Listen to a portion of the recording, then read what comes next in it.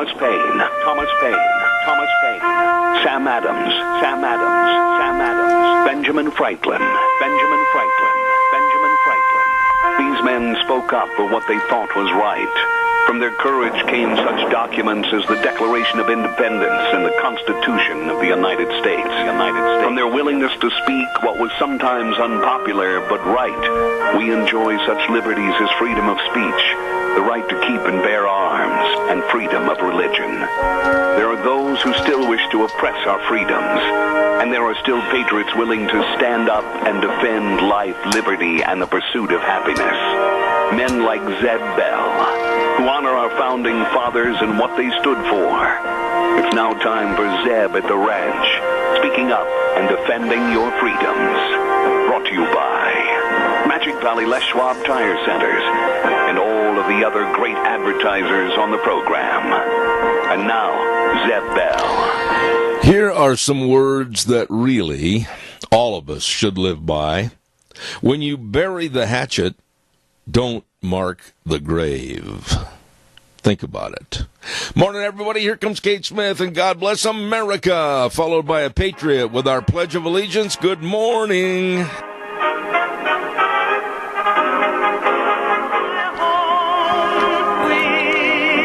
And a good morning to you and yours on a Wednesday morning, October 31st. Halloween. Be careful out there. And, of course, Zeb at the Ranch brought to you by our major sponsor, your Magic Valley Les Schwab Tire Centers. All 7 locations serving you with a great big fall tire sale. And, of course, some of our great advertisers like Burley Physical Therapy and Rehabilitation. Wow, they can help you. They help me. 1263 Bennett Avenue, Suite 2 in Burley. Right now, let's go to the phone line, and I understand that we have a beautiful young lady on the phone that used to call very, very frequently with our Pledge of Allegiance, and she is back. Good morning, Abby. How are you? Good. How are you, Zeb? Holy moly. I can't tell you how good it is to hear from you. My goodness. What's going on in Abby's world? Nothing much. It's just my first year of high school. Okay, well, God bless you. Please give us the Pledge of Allegiance. I pledge allegiance to the flag of the United States of America and to the republic for which it stands, one nation, under God, indivisible, with liberty and justice for all. Would you do me a big favor and give everybody in your family a great big hug and tell them that Deanne and Zeb said hello? Yes, I will. God bless you. Have a wonderful day, Abby. It is a treat to hear from you. Thank you so much. Thanks, Zeb. All right, thank you. Wow, I mean, having her back on the air, she's such a nice person, as are all the members of her family, and I really appreciate that. Holy cow, Wheels, we've got this good word for Brad Little. Brad Little is running for governor to put Idaho families first. Brad Little's plan: invest in our teachers and more local control of public education. Continue to fight against rising health care costs. And tax cuts to create more opportunity for working families. And to keep our economy growing. Here's Brad Little. I grew up on an Idaho ranch, and I still work on one today. Idaho's where we raised our family and where our grandchildren are growing up. I'm running for governor because I want Idaho to be a great place for them and the best place in America to pursue a dream. I have a plan to improve our schools and create better paying jobs, and I have the experience to get it done. A rancher, an experienced leader. As governor, Brad Little will put Idaho families first. I'm Brad Little, and I'd be honored to have your vote. Paid for by Brad Little for governor. Vicki Risch, treasurer. And thank you very much. It's time for the weather, and the weather brought to you by K&R Rental at 256 South, 600 west of Heyburn. Right there, you couldn't miss it on the Burley-Paul Highway. Good morning, Roger and the crew. They turn the lock in the door, or no, the key in the lock. There we go. At 7 o'clock in the morning, and they offer the best of rental tools and equipment. Man, they've got it all. They've got all the log splitters, the excavators, the tillers, you name it. It's there, waiting for you at K&R Rental, 678-3122. Right now, here's Gina with the weather. expecting mostly cloudy skies for this Halloween day, and it's going to be breezy. Here's a look at your weather forecast for Zeb at the Ranch.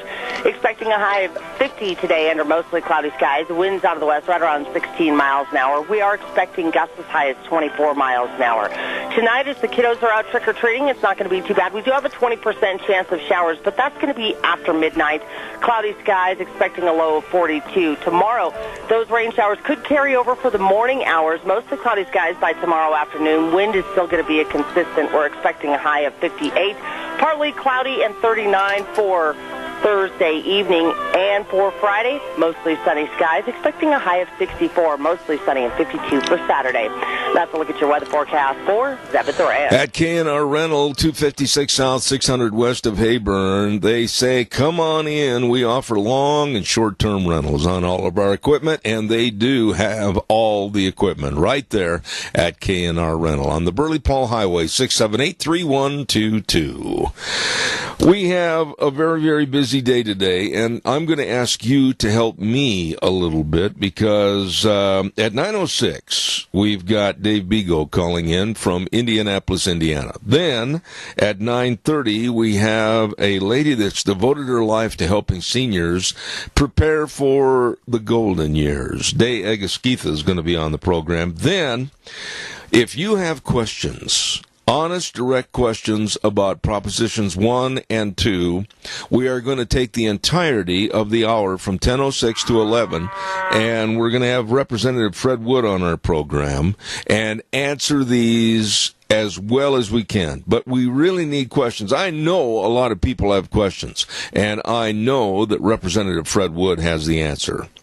Caller, I'll be right there, I promise. Stand by. Don't forget Ramsey Heating and Electric at 2600 Overland Avenue in Burley. All, and that's the key word, all your heating and cooling and electrical needs. Yep. They got a great inventory, super people, knowledgeable people serving you, and they've been in business over 6 decades. They know what they're doing. 2600 Overland Avenue in Burley. The number to call, 678-0459. They start at 7:30 in the morning till 5, Monday through Friday. Ramsey Heating and Electric. And real fast, caller, before I go to you, I want to remind everybody about Denny's Restaurant at 611 North Overland in Burley. I brag about the food and the menu choices and the service and the great people over there, but really experience it for yourself, because absolutely my lunch bunchers, every month we over there, and we just love the food and the way we're treated. They will treat you the same. Stop in today to America's Diner. Denny's Restaurant, 611 North Overland in Burley. They're waiting right now to serve you. Caller, good morning. You're on the air. Thank you. Good morning. This is the Yummy Man with the menu from the Senior Junction on South Overland Avenue in Burley, Idaho. Okay, Joe. Thank you. Go ahead, buddy. We're going to have pigs in the blanket, homemade mac and cheese, and fruit cup, and apple crisp for dessert, along with some cookies. It's going to be a great lunch.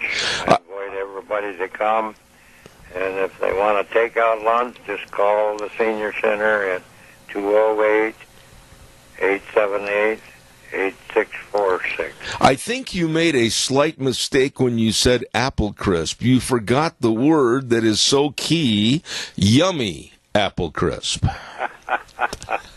I stand corrected, yes. Okay. Joe Taylor, God bless you, man. Thank you so much for calling in. Send everybody out. We need your help. All right. Thanks, Joe. Bye. A wonderful man right there, very dedicated, and he has lived a life of service to many, many people. Calls welcome, 436-2244, 1-866-927-4587. Wheels, if I may indulge on your time, please play the good word for Representative Fred Wood. With us now, Legislative District 27 State Representative Fred Wood. Hi, I'm Fred Wood. November the 6th is General Election Day. This election, all statewide constitutional offices and all legislative seats are up for re-election. In addition, Idaho citizens have placed 2 propositions on the general election ballot. Proposition 1, historical horse racing, and Proposition 2, Medicaid expansion. These propositions are citizens' opportunity to participate in direct democracy. Please go vote on November the 6th. Paid for committee to re-elect Fred Wood, Steve Westfall, Treasurer. Thank you very much, Fred. And also, Legislative District 25 State Senator Jim Patrick. There is a really, really nice man. Known him for a long time, and he wants to thank all the people who have voted for him in the past. He appreciates your support. He's a lifelong farmer in the Twin Falls area, and I'll tell you what, he loves serving Idaho and serving you. Don't forget, Jim Patrick is encouraging everybody to get out and vote on November 6th. Know about Propositions 1 and 2 and the people that are running. Please vote November 6th. Paid for by Jim Patrick, District 25 Senator. I got to tell you something, folks. I make mistakes, make a lot of them. And I stand corrected for my mistakes, and I apologize if I've hurt someone with my mistakes. But it seems like when I heard this story a couple of days ago, and then I heard it elaborated on last evening, I just absolutely sat back and said, why do certain people get away with their personality and their contempt for others, and it's just kind of poo-pooed along? I'm talking about Hillary Clinton. Now, you know, and it's no excuse, I'm not making any excuses for my attitude. I'm very prejudiced against her. I don't like the woman. But she put out a racist joke that if you or I or anyone else would have repeated, I know in my instance on this radio program, if I would have done the same thing and said the same joke, the left and the Democrats would have been crawling under my door to come after me. The absolute double standard is ridiculous. When I heard her say, when she was doing an interview with a news reporter, and the news reporter made a reference, and it was a wrong reference to Cory Booker, and she meant to say Eric Holder, Hillary Clinton chimed in and said, oh, that's all right, they all look alike. I'm going to let those words sink in. Oh, that's all right, they all look alike. And then she laughed her magpie laugh. Now, again, I reiterate, that is not funny, it's not humor, and quite frankly, it's very racist. They all look alike. But last night on television, I almost fell out of my lazy boy because Black Juan Williams gave Hillary a complete pass on this, saying it was just said in fun. And when asked later in this little bitty interview if the same line, the same joke had been said by President Trump, would it be acceptable? And Juan Williams says, no, it wouldn't be acceptable because of Donald Trump's past racist history. What? Caller, I'm going to ask you to just stay tuned for a minute. I'm going to do this. I want you to expound on that a little bit. Burley Physical Therapy and Rehabilitation. I started up yesterday, as a matter of fact. Nick Greenwell and the rest of his staff, they know what they're doing with all the exercise programs, the use of the hydrotherapy pool, everything to get you back into being you. That's what I'm going there for. Burley Physical Therapy and Rehabilitation at 1263 Bennett Avenue, Suite 2 in Burley. And I urge you to call the number. Make an appointment. Absolutely, they can and they will help you. What a wonderful staff of highly trained individuals serving you at Burley Physical Therapy and Rehabilitation. Number to call, 678-1191. That number again, 678-1191. Burley Physical Therapy and Rehabilitation. Don't forget, on Tuesdays at 9:46, it's time for the Stoats Ag Minutes with Vic over there at Stoats Equipment Company, your John Deere dealer at 119 Overland in Burley, and boy, it is so true. They make your life easier. Be listening, Stoats Equipment Ag Minutes, your John Deere dealer on Tuesdays. Good morning, caller. You're on the air. Good morning, Zeb. You know, before Hillary's days came and went, things were a lot more accepted than they are today. At one time, you and I may have laughed at that, but now it's a serious thing. And it should not be, because even though she is an evil woman, she shouldn't have said that. Well, wait a minute. About that. Wait a minute, Keith. Let's just stop right there, and she shouldn't have said that. Here is a woman that is supposed to represent the left, and the left has always been so hypercritical about anything that they consider that's not politically correct. So she comes out with a reference and says that in regards to Cory Booker and Eric Holder, oh, that's all right, they all look alike. Keith, you and I right now this morning, if we were talking that way on my program, I guarantee you all hell would break loose. No question about it. No question about it. But you know, one thing that this is leading to is free speech is no longer free. No, that's true. Depends on what party you belong to. I just don't understand. The part that got me the maddest, Keith, and respond to this quickly because I've got a whole bunch of great commercials to run. The part that got me the maddest was when Juan Williams was asked if it would have been acceptable for Donald Trump to say something like that. He went, no, absolutely not. Why not? Well, because of his past racist history. Would you define for me quickly, and don't take a lot of time, what Donald Trump has done, said, or been a part of that has implicated that he's very racist in his past? Not at all. He has not been one bit racist about anything that I know of, even off the air or whatever you call it. I think he's been very careful of what he says. But why do we have to walk on eggs just because the Democrats think we should be punished for something? No, I agree with you. And what you're saying happened to me roughly about 8 years ago. And with the Democratic Party right here in this area, they are a bunch of absolutely snooty loons that think that their way's the only way. And they came after me, and we've talked about it many times on our program. But to say something like Hillary did, you want to test the water on something? You go ahead and why don't you, Keith, go into a business or something else and make that kind of a remark and see how much respect people have for Keith Cottom. It's not acceptable today, and Hillary came right out and said it on a national coverage as far as what's been on the news, and they get away with it. Yeah, but when you come right down to it, Seb, they take something that's just meant in passing and made it a big deal. Yeah. Because black people, a lot of them do look. Well, the whole point is I'm not even going to get into it. Maybe they say the same thing about white people or Mexicans or whatever it might be. I don't care. But, I mean, for her to come out and say something like that when they're supposed to be the sheriff in Dodge City over political correctness, give me a break. The woman is not qualified to be a dog catcher. That's right, and try to keep her undercover because she isn't allowed in public.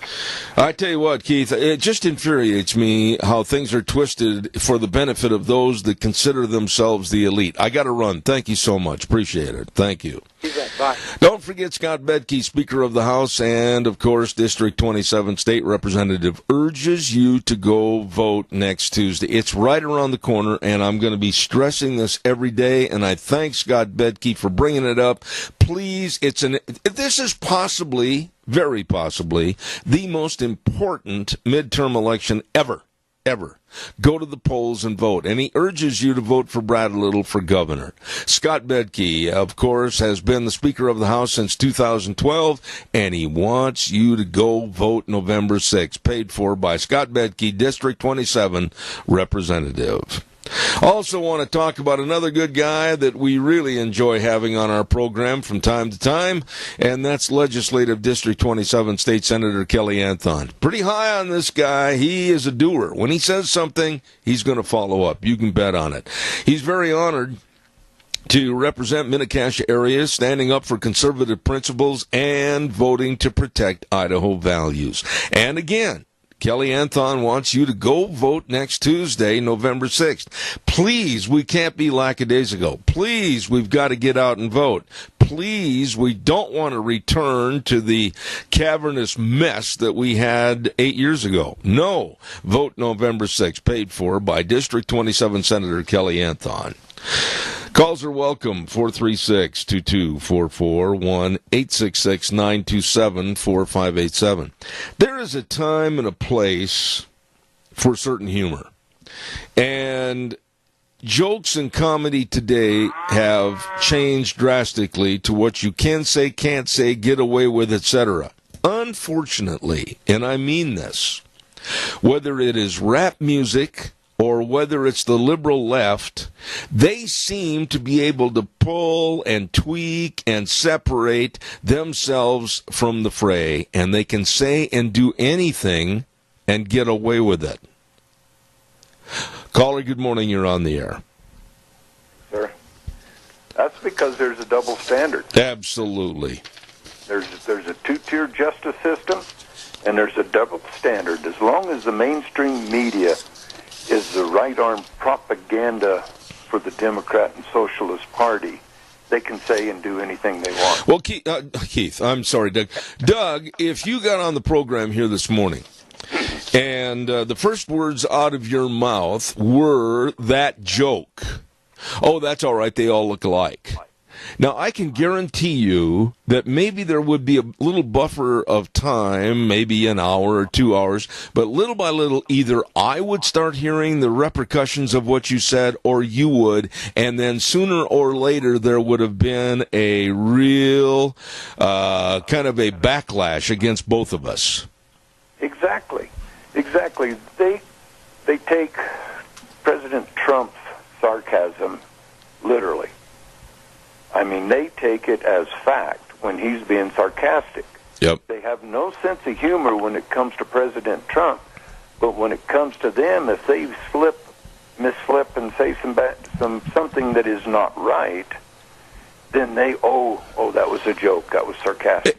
But the other side of that coin is, and I don't know if you saw the interview or not, but it just frustrated me that I think it was Martha McCallum said to Juan Williams, well, Juan, what would happen if President Trump would have said that remark? And Juan looked at her and he goes, oh, no, that's not acceptable because of President Trump's past racist history. I will ask you the same thing that I've asked Keith Cottom a moment ago. What past racist history?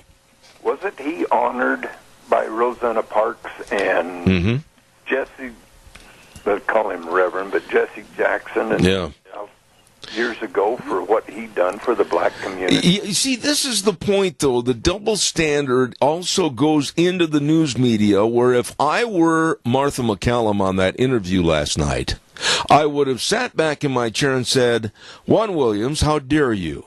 You are a black person that's sheltering, aiding, and abetting a comment that shouldn't have been made, and now you've got the double standard. She didn't push it. No, she should have. She should have pushed it. That Williams, he should be fired like that one guy that used to be on Fox News, that heavy-set guy. Bob Buell. What was his last name? I forgot. Bob, I'll think of it in a minute. Yeah. Anyway, because he's just as bad, if not worse. Yeah. No, Bob Beck. Bob Beck, yeah.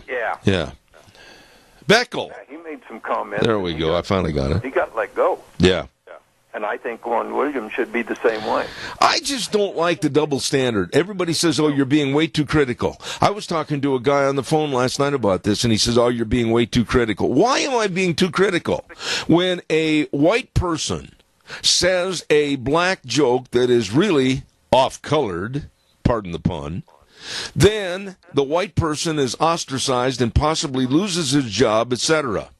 But when this person is a member of the left, like Hillary is, and the left condones it, and a black person that's a commentator also condones it, this is total inequity. Exactly. That's exactly right. I had a thought there for a second. Who was it? Oh, doggone it. Can't remember right now. but there was another one that made a racist comment. And yeah. Well, anyway, I've got to run. I got another call coming in. Give us your quick little remark, and I'm going to have to fly. All righty. Everybody, let's do what we can for senior centers. Call them and see if they'll cater your parties. See if they'll cook food for your parties or desserts or something. Sounds good to me. Sounds really good to me. Thank you. I got a quick little redneck deal. All right, real fast. On Halloween. Okay. You might be a redneck if your jack-o'-lantern has more teeth than you do. God bless. Thanks, Doug. I appreciate it. Caller, I'll be right there, I promise. Don't forget Ark Animal Hospital at 750 21st Street in I like that. Near Connection Credit Union in Heyburn. Oh, my. They are a mixed animal practice, meaning whether you got great big herd of dairy cattle or a itty-bitty kitty cat, they'll take care of them. They want to help your animals stay healthy. They've got Dr. Bill. They've got Dr. Jordan. They got a great, experienced staff working to help your animals and their animal health. Minnecache's best veterinary hospital many, many times, Ark Animal Hospital in Heyburn. And the number 678-1177. They do have the warm hearts for the cold noses. Don't forget, too, Ramsey Heating and Electric offering service you can trust along with Lennox products that'll help keep you comfortable and save you money. Ramsey Heating and Electric is offering up to $1,600 in rebates on qualifying equipment purchases. So remember, call them today, 678-0459. Ramsey Heating and Electric, they've been in business over 6 decades, 2600 Overland Avenue in Burley. Real quick, too, don't forget on Mondays we give away a dozen cookies to our wonderful friends over at Sophie's, and that is delicious eating. My goodness, they've got a wonderful, wonderful restaurant, great bakery at Sophie's Chatterbox, 530 East Street on the square in Rupert. You be listening Mondays at 8:30. Caller, good morning. You're on the air. Zebedee, how you doing? I'm good, Bob. What can I do for you? Hey, this Walt Williams, you know who he reminds me of? Obama's little brother. Okay. Obama didn't have a brother. Well, I'll tell you what, he supposedly does have some brothers and half-brothers and everything else, one of which lives over in Kenya and living in poverty and squalor. But, on a very serious side, Bob, very serious, and I don't want any tongue-in-cheek on this. If you or I said that joke on the air this morning, I doubt seriously if I'd be on the air tomorrow morning. Well, some people can do it and some people can't. Political correctness and stupidity. Yeah, I agree. I absolutely agree. Have a good day. All right, Bob. Thank you for calling in. I do appreciate it. I'm not going to test the waters, and I'm not going to do anything or say anything like that. And I just think it's absolutely ridiculous to have a double standard and wave the banner of political correctness. These people are phonies. These people are frauds and charlatans. And above all, these people are liars. Calls are welcome, 436-2244, 1-866-927-4587. A quick note here. I really urge you to be careful driving tonight around the town, around the area, etc.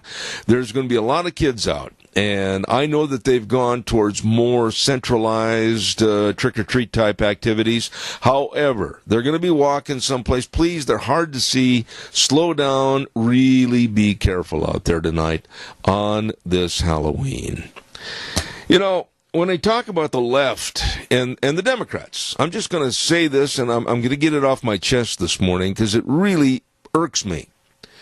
President Trump yesterday and his staff and members of his administration and even political professors, I want to urge and recommend everybody look this up this morning, are talking about birthright citizenship and whether or not it is being reviewed and conducted in the proper way. On this program, we have said many, many times, whether it's been with Frosty Woldridge or whomever, it is not a birthright to come here to this country, birth your child, and then that child is considered to be an American citizen with all the rights and amenities. This has got to stop. And I absolutely applaud him. And for those listening out there that are upset about this, I couldn't care less. I felt all my life that this is not right. And I hope it goes all the way to the Supreme Court for another ruling on the verbiage, because I think for a long time this has been abused in our country. The liberals are setting their hair on fire this morning talking about this. Oh, and they're ready to run over a cliff, which might not be a bad idea. But I hope it goes, and Trump pushes it, this administration pushes it, and I hope it does go to the Supreme Court. And meanwhile, some of the nutcases on the left, again and still, are calling Trump a racist for trying to do this.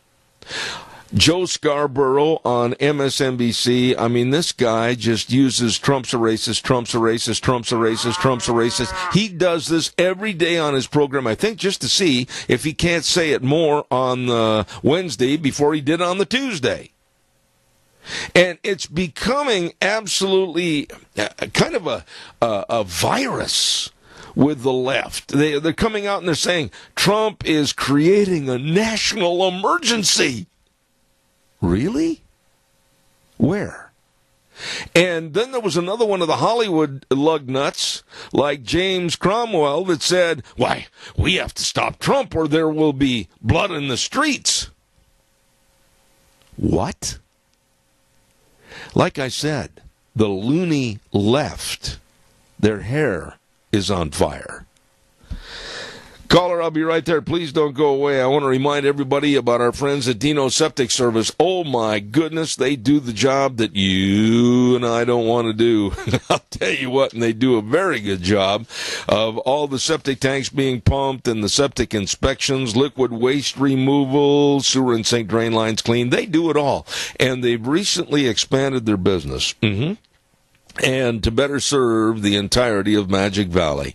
I'll tell you what, you better, if you need septic tank pumping, you better get it done before that ground freezes. It's right around the corner. Dino Septic Service. Numbers to call, 436-6526, or in Burley, 678-1638. With a big truck that says, smells cargo on the way. Dino Septic Service, you get a hold of those really, really good folks today. Also, I want to remind you about our friends over at Berry Equipment and Rental. Man, I just think the world of the way they do their business, and Eli and Juan and the whole crew, they really care. They really, really care.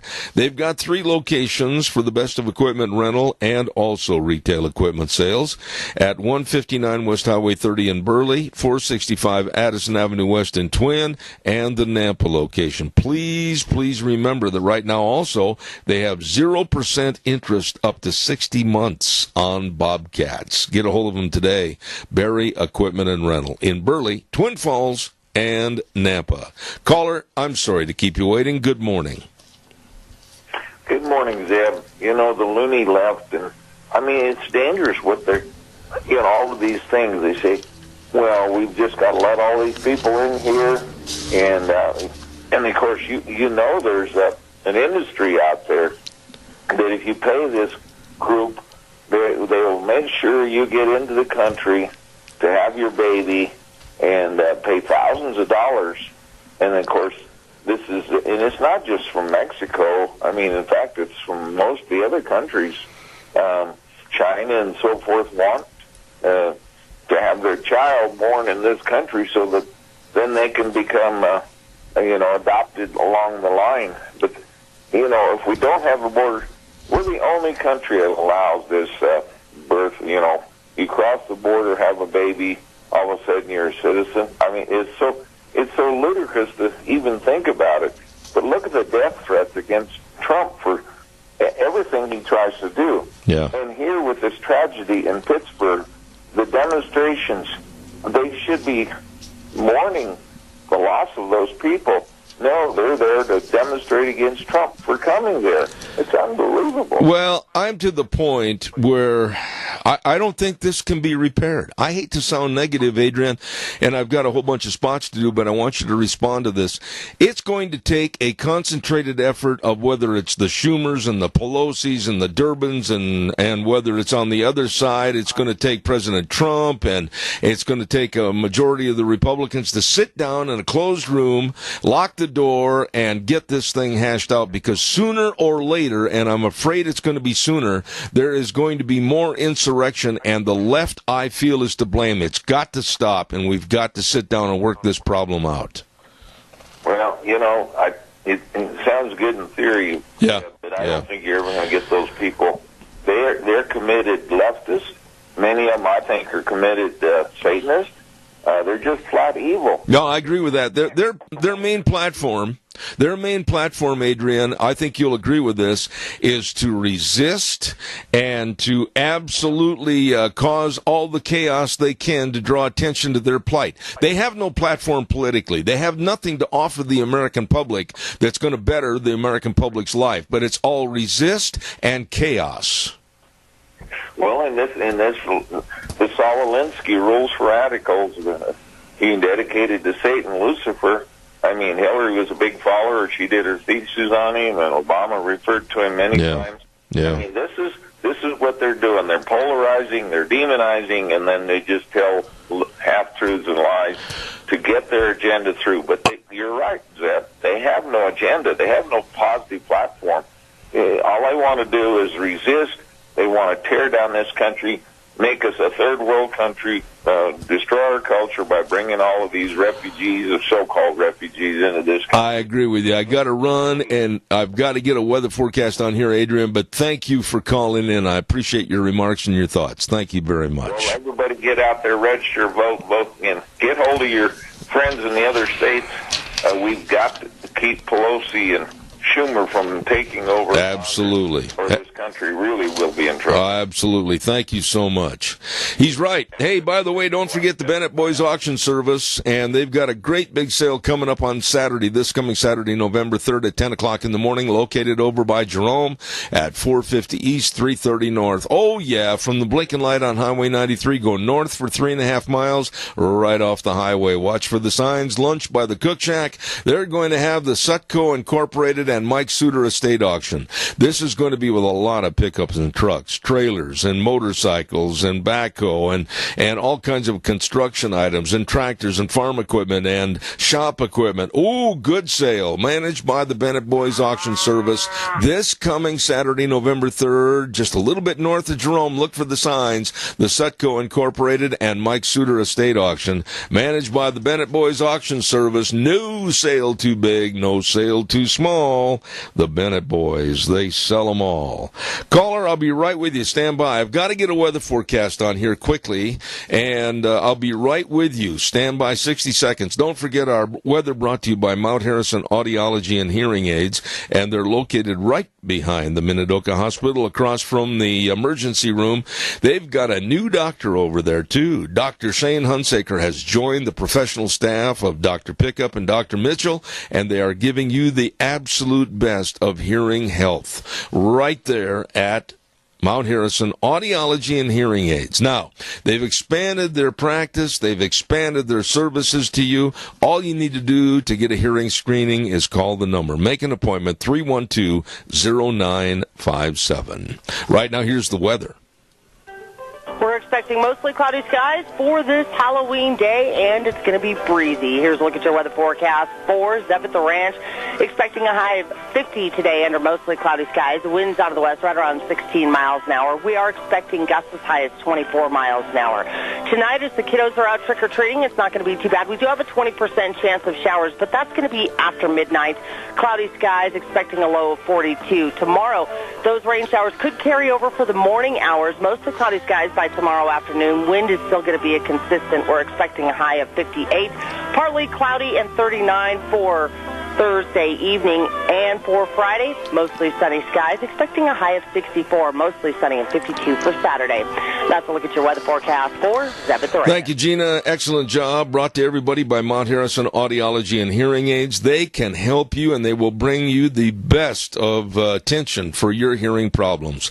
Mount Harrison Audiology and Hearing Aids, 312-0957. Oh, by the way, quickly, I got to tell you, there's going to be an open house at Let's Ride this weekend on Friday and Saturday. Don't miss it.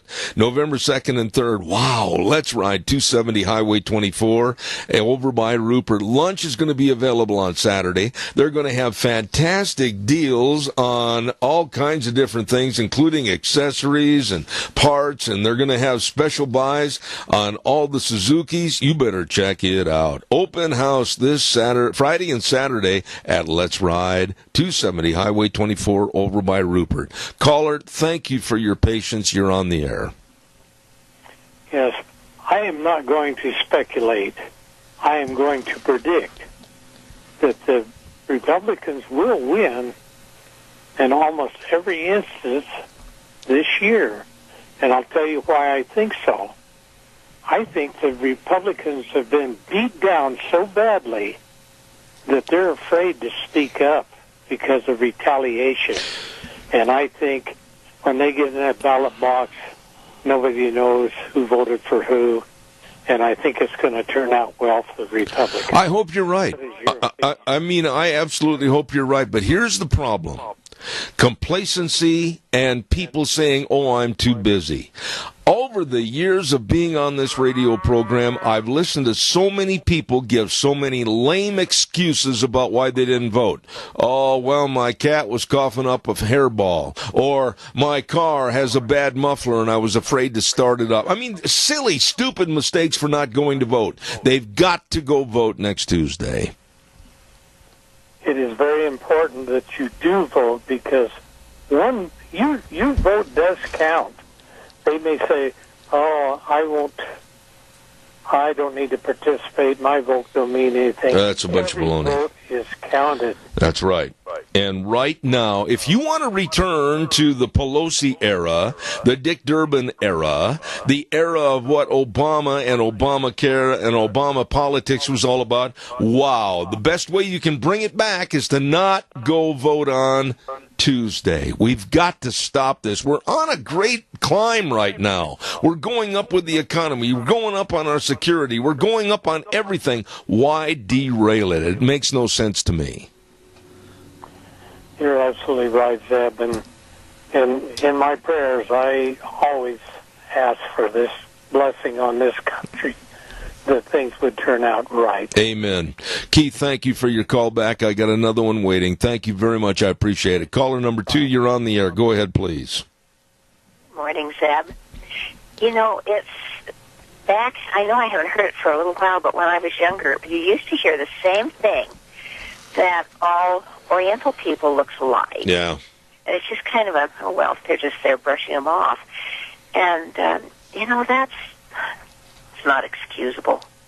Well, when you say something like that, I mean, Linda, humor has changed over the years. Something that was acceptable maybe back when you and I were in high school or college is not acceptable today. Okay, I can sit back and say, well, the trends are more politically correct. But the people that led the charge on being politically correct and came after me 7 or 8 years ago because I was against Obama becoming president and they weren't smart enough to understand that I was in favor of Condoleezza Rice. Oh, gee, they're both the same skin color, but they came out and called me a racist.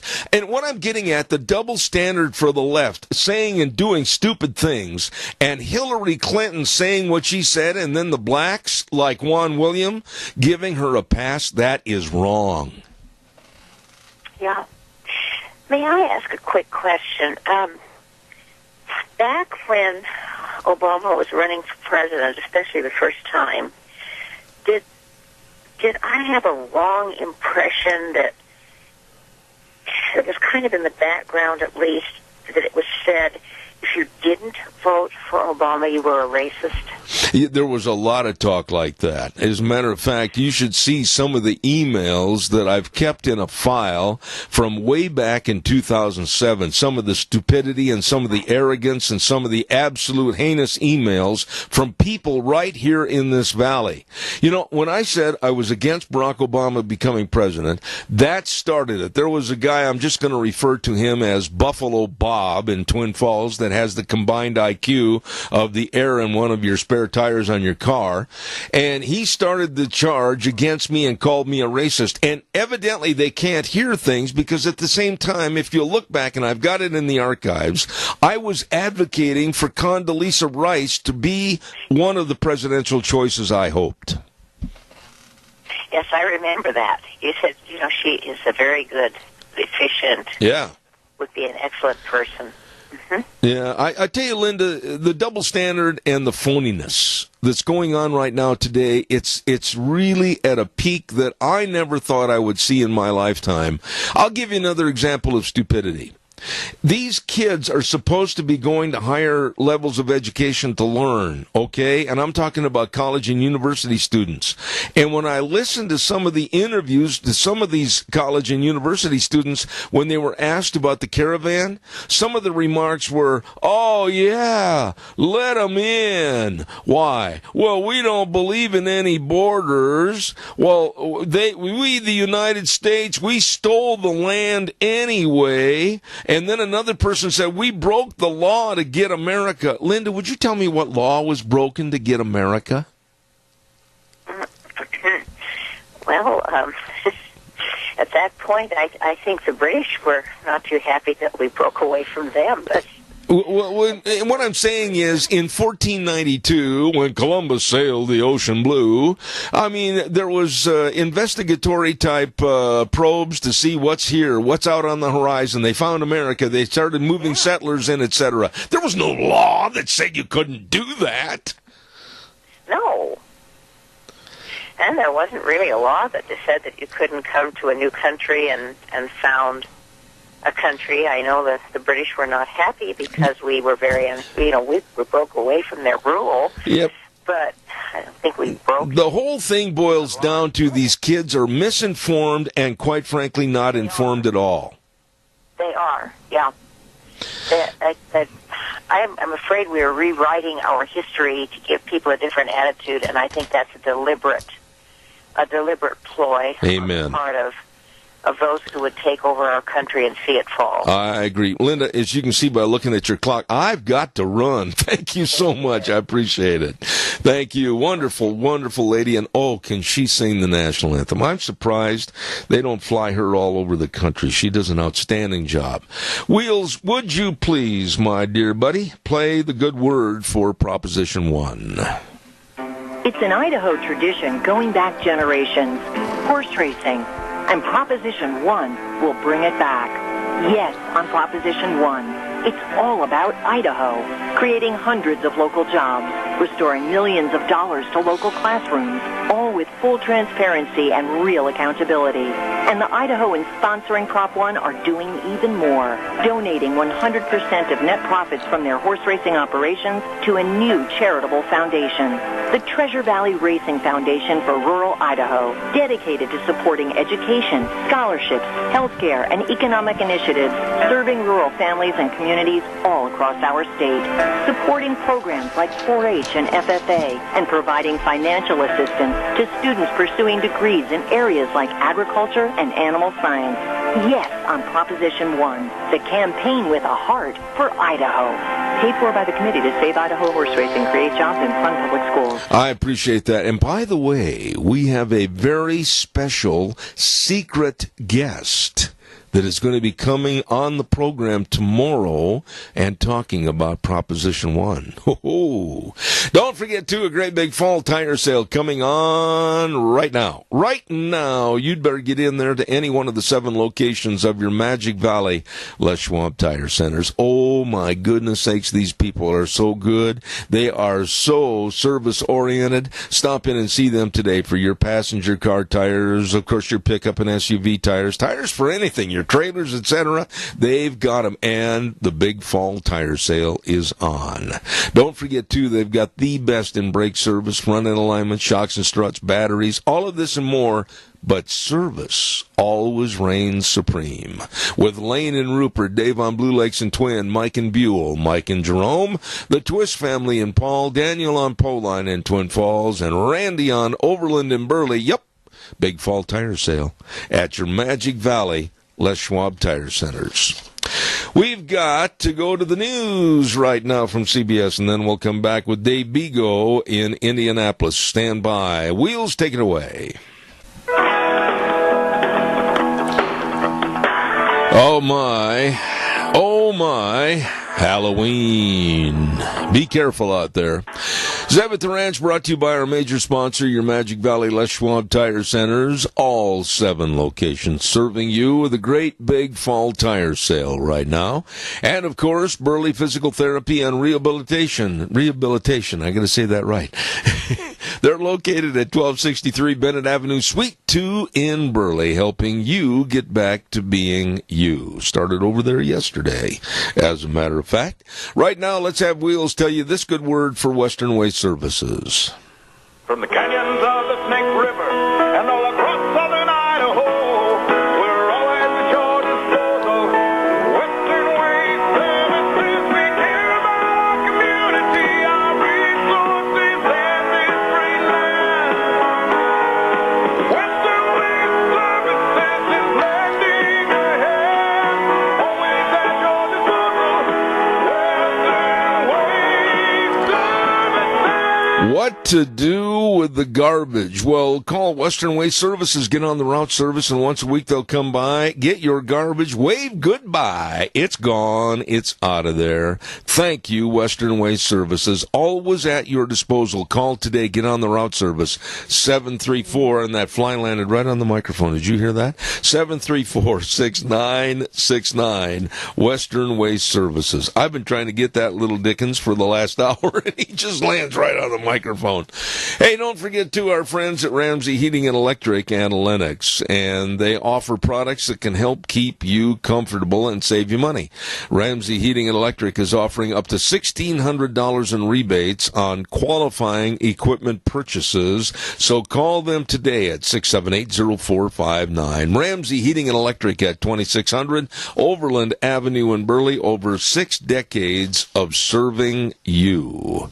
Oh, and by the by, don't forget that right around the corner there, go to the corner and peek. There it is. Yep, right around the corner. Christmas is around that corner. And if you're already dreading hanging the Christmas tree lights by yourself, get up on the ladder and the wife gets a telephone call, let's go, and bang, down you go. Well, I hope not.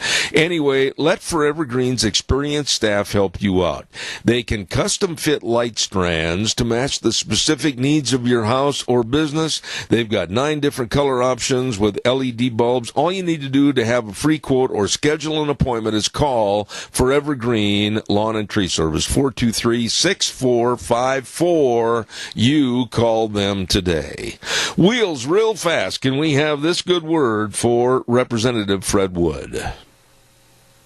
With us now, Legislative District 27 State Representative Fred Wood. Hi, I'm Fred Wood. November the 6th is General Election Day. This election, all statewide constitutional offices and all legislative seats are up for re-election. In addition, Idaho citizens have placed 2 propositions on the general election ballot. Proposition 1, historical horse racing, and Proposition 2, Medicaid expansion. These propositions are citizens' opportunity to participate in direct democracy. Please go vote on November the 6th. Paid for committee to re-elect Fred Wood, Steve Westfall, Treasurer. Thank you very much, Fred. He'll be on our program in an hour, as a matter of fact. And right now, let's go to Indianapolis, Indiana. One of my dear, dear friends, Mr. David Bego. Good morning, David. How are you? Well, good morning, Zeb the Ghost. This is Dave the Warlock.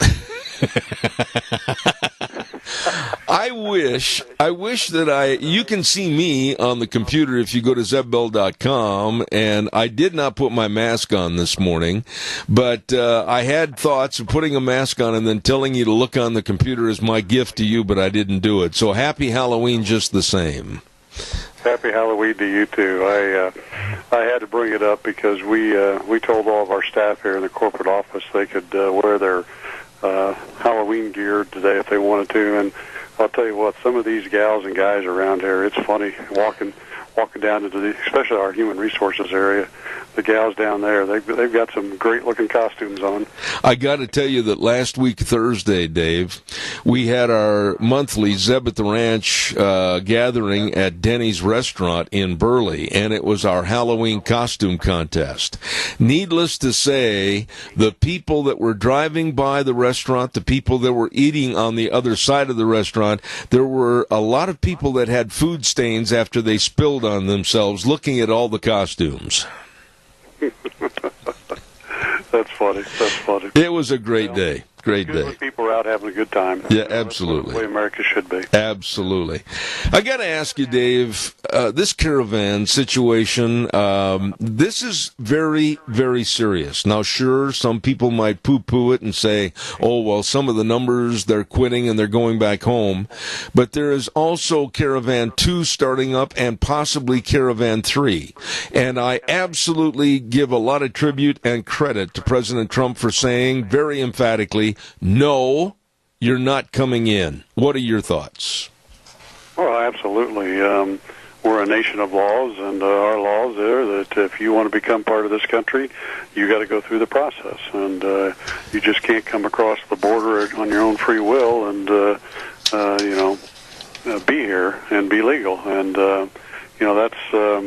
that's where we need to stay. And unfortunately, our past president didn't uphold that, and they're doing this now to try and make Trump look bad and bring down the Republican Party before this election. And but I think Trump's doing the right thing, and I think a lot of people are getting behind him. Although I have to tell you, there are different religions across the country that don't believe in this. They think people should be allowed in and treated nicely.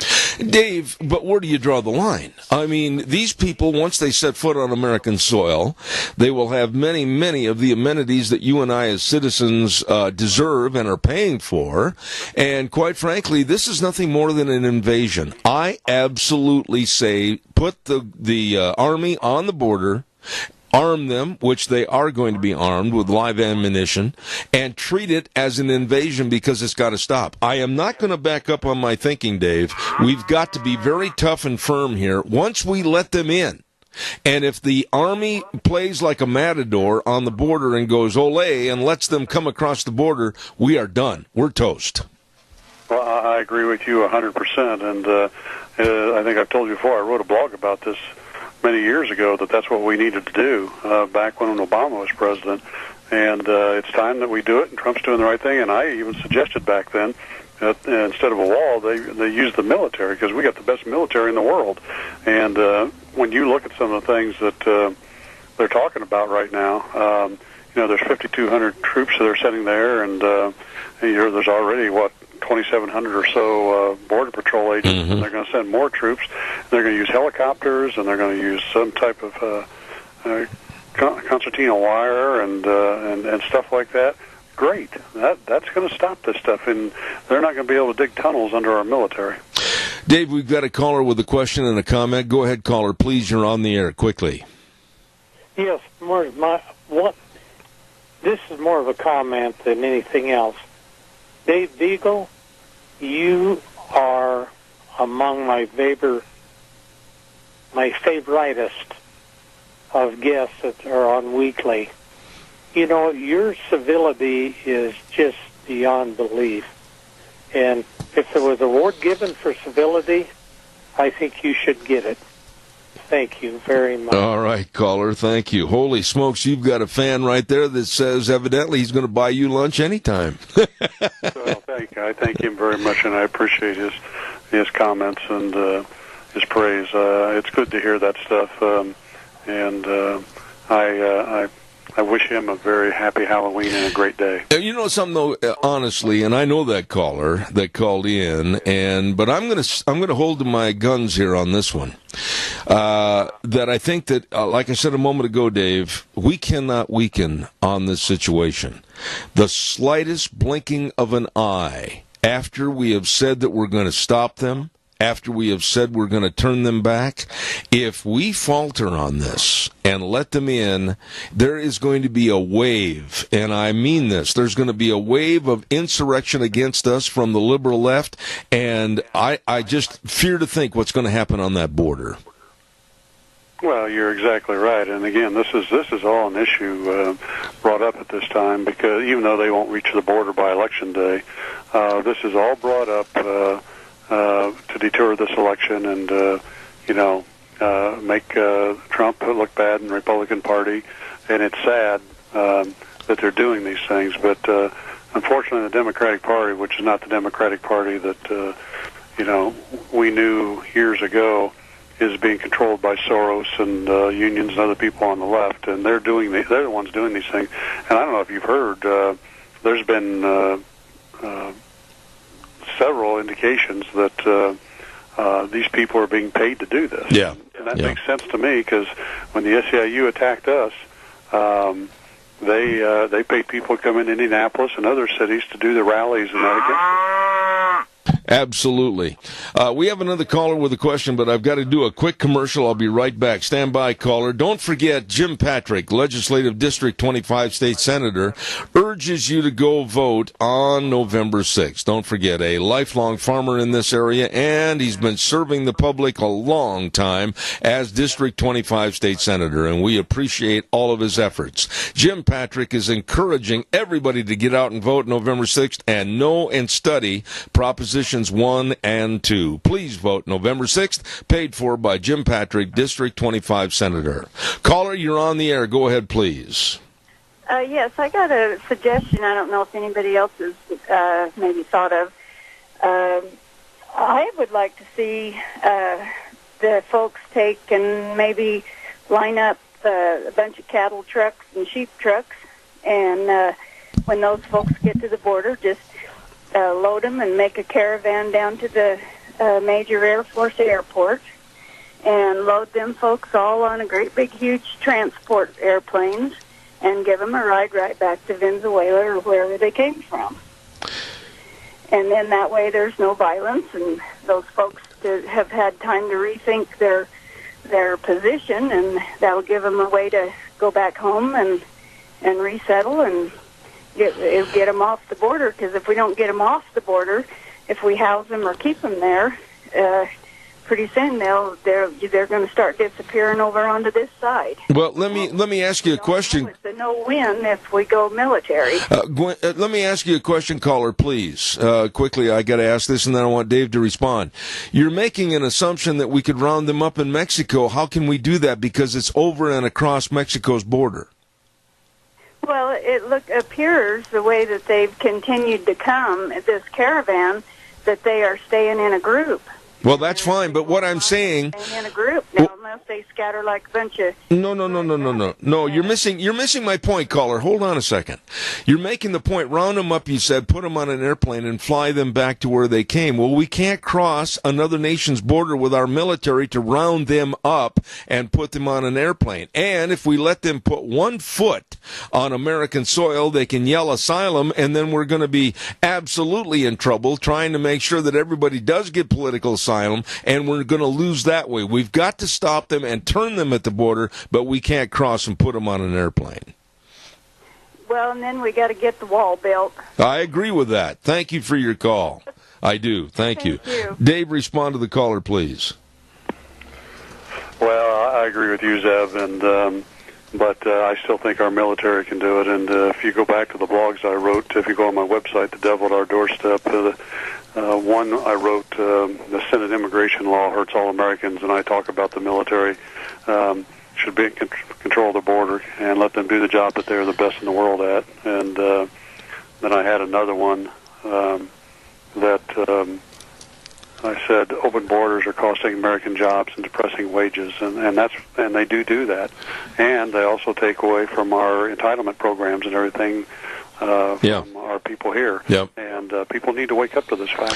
When I look at the absolute filthy mess of San Francisco with human filth on the streets, corners absolutely on different streets littered with piles of hypodermic needles, and people laying on the street in their filth, and then we're going to help people crash our borders, aid and assist people that have crashed our borders, and let them have the social amenities that we need to clean up our own country? This is insane.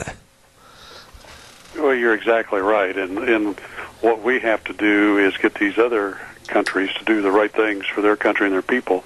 And I don't know if you watched some of the elections recently down in South America and that, but Brazil just elected a Republican, a conservative person, and there was another election down there that same thing happened. And I think some of these countries are waking up to the fact now that we need people who are not socialist. We need people who understand how the free market capitalistic society works so they can build our country and build better jobs and that for everybody, instead of being promised all these handouts that don't work. You know, and what you're saying right there, I want you to elaborate on a little bit after I tell you this. I do not know who the person was. I did not catch the name. The other morning, early, at about 4:30 in the morning, I saw a tape with a person that said, quote unquote, that we, the United States, need to increase our foreign aid double, triple, or quadruple to these other countries so that we can make them more viable and acceptable for their people to stay there. And I about threw one of my boots through the TV screen. Why do we always have to pay to help everybody else grow and prosper at our expense? Well, again, you get back to these people that have a socialist think tank in their head, and that's the problem.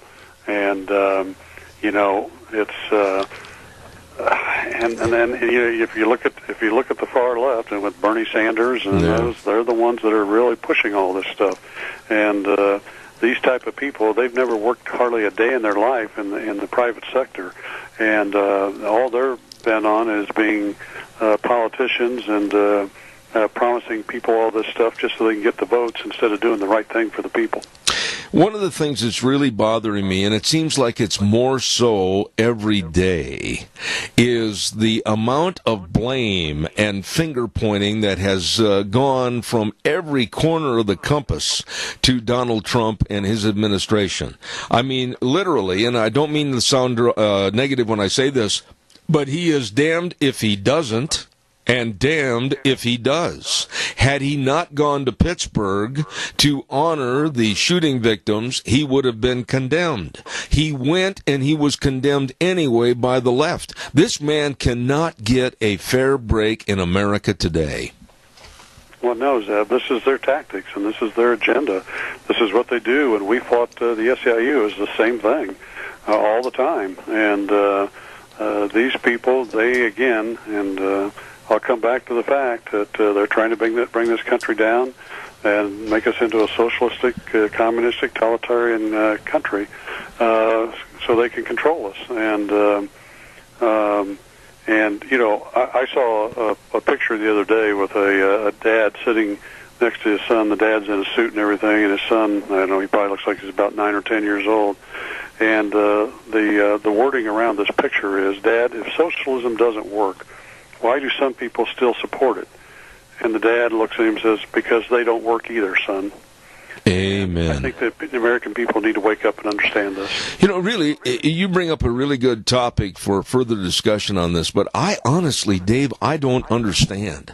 I'm an old man, and I've seen what you can do in this great country of America with hard work to achieve your goals and achieve things in your career that you want to be successful. And I believe that you can succeed today if you try and put forth an effort with the talent that God gave you. Why in the world do you want to live in a suppressive and regressive area of any part of the world where you can just sit back and have a tin cup and somebody will feed you and maybe hand you a roll of toilet paper? This is insane. I know, Zeb, but you just have to understand how these people go about getting into people's minds and brainwashing them and everything, and think, oh yeah, this is going to be great for me, and they really start at the younger levels, And again, I've talked about this before. This has been going on in our educational system across the country for the last 30 or 40 years, and the whole point is to get us to a point where everybody is brainwashed with this stuff. They go, oh yeah, we need to do this, and let them gain control and take over this country. And America needs to wake up, and the young kids need to wake up. But these people and the professors and that, in a lot of cases, are not being honest with them. Absolutely. Real quick, I want you to comment. Some of the kids you talked about, and believe me, I'm not lumping all the millennials together because there's a lot of sharp young people out there, men and women. But some of the interviews that I saw on television last night about the caravans, some of these kids at certain colleges and universities are saying, oh, let them all in. Why, my goodness, we don't need to have any borders. And then one girl looked at the camera and said, well, we stole this land anyway, let them all in. And then another person said, we broke the law to get America, so why shouldn't we let them in? Where is our education in this country? Well, and this is a thing that they're brainwashing these kids about. And, it's been put that way. And, there's some colleges, universities out there where the kids have really stood up and said, we don't want to hear this stuff. We want professors that teach what they're supposed to teach and not brainwash us with this political stuff. Amen. And we need more of kids across the country in the colleges and universities, and even in the high schools and grade schools, to stand up. By the way, how did your Colts do last weekend? I forgot. Yeah, they won. Unfortunately, the Packers didn't.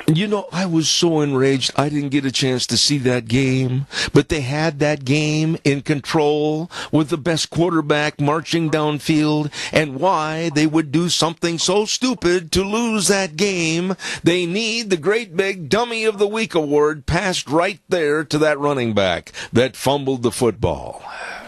Yeah, it was sad. It really was. And I was at the restaurant having dinner watching it, and we had the Colts on one screen and the Packers on another, and almost all the people in it was a bar room area, were rooting for the Packers and the Colts won, and we all sat there to watch the rest of the Packers. When that happened, boy, everybody just booed. It was terrible. Oh, I know. Well, anyway, on a lighter note, enjoy your day. Don't eat too many Snickers. Take your mask off before you try to swallow the chocolate. It makes for a mess. Have a good day. You too, and thanks, and please send some clear weather this way because we're getting a lot of rain today. All right. Dave Bego, Indianapolis, Indiana. God bless you, man. Thanks so much. Hey, take care. Nice man right there. I enjoy having him on the program. Don't forget Minnecasia Hearts for Seniors. This is a wonderful idea, and I really want to give Holly Rowe a lot of accolades for coming up with this idea. It's a great, simple idea about seniors that want to stay home. Well, if you need help with meal preparation or personal hygiene or maybe light housekeeping or having somebody run an errand, call them. They'll help. Minnecasia Hearts for Seniors. Located at 135 East 23rd Drive in Burley. The number to call to find out more, call Holly at 312-5715. That number again, 312-5715. Minnecasia Hearts for Seniors. Or go to Holly at heartsforseniors.net. Really, really a great idea. By the way, too, I want to say thank you to our dear friends over at Hanson Mortuary. Oh, my goodness. I tell you, that fly's bothering me. I cannot get that fly. If you hear that, he's a goner. But you haven't heard that yet.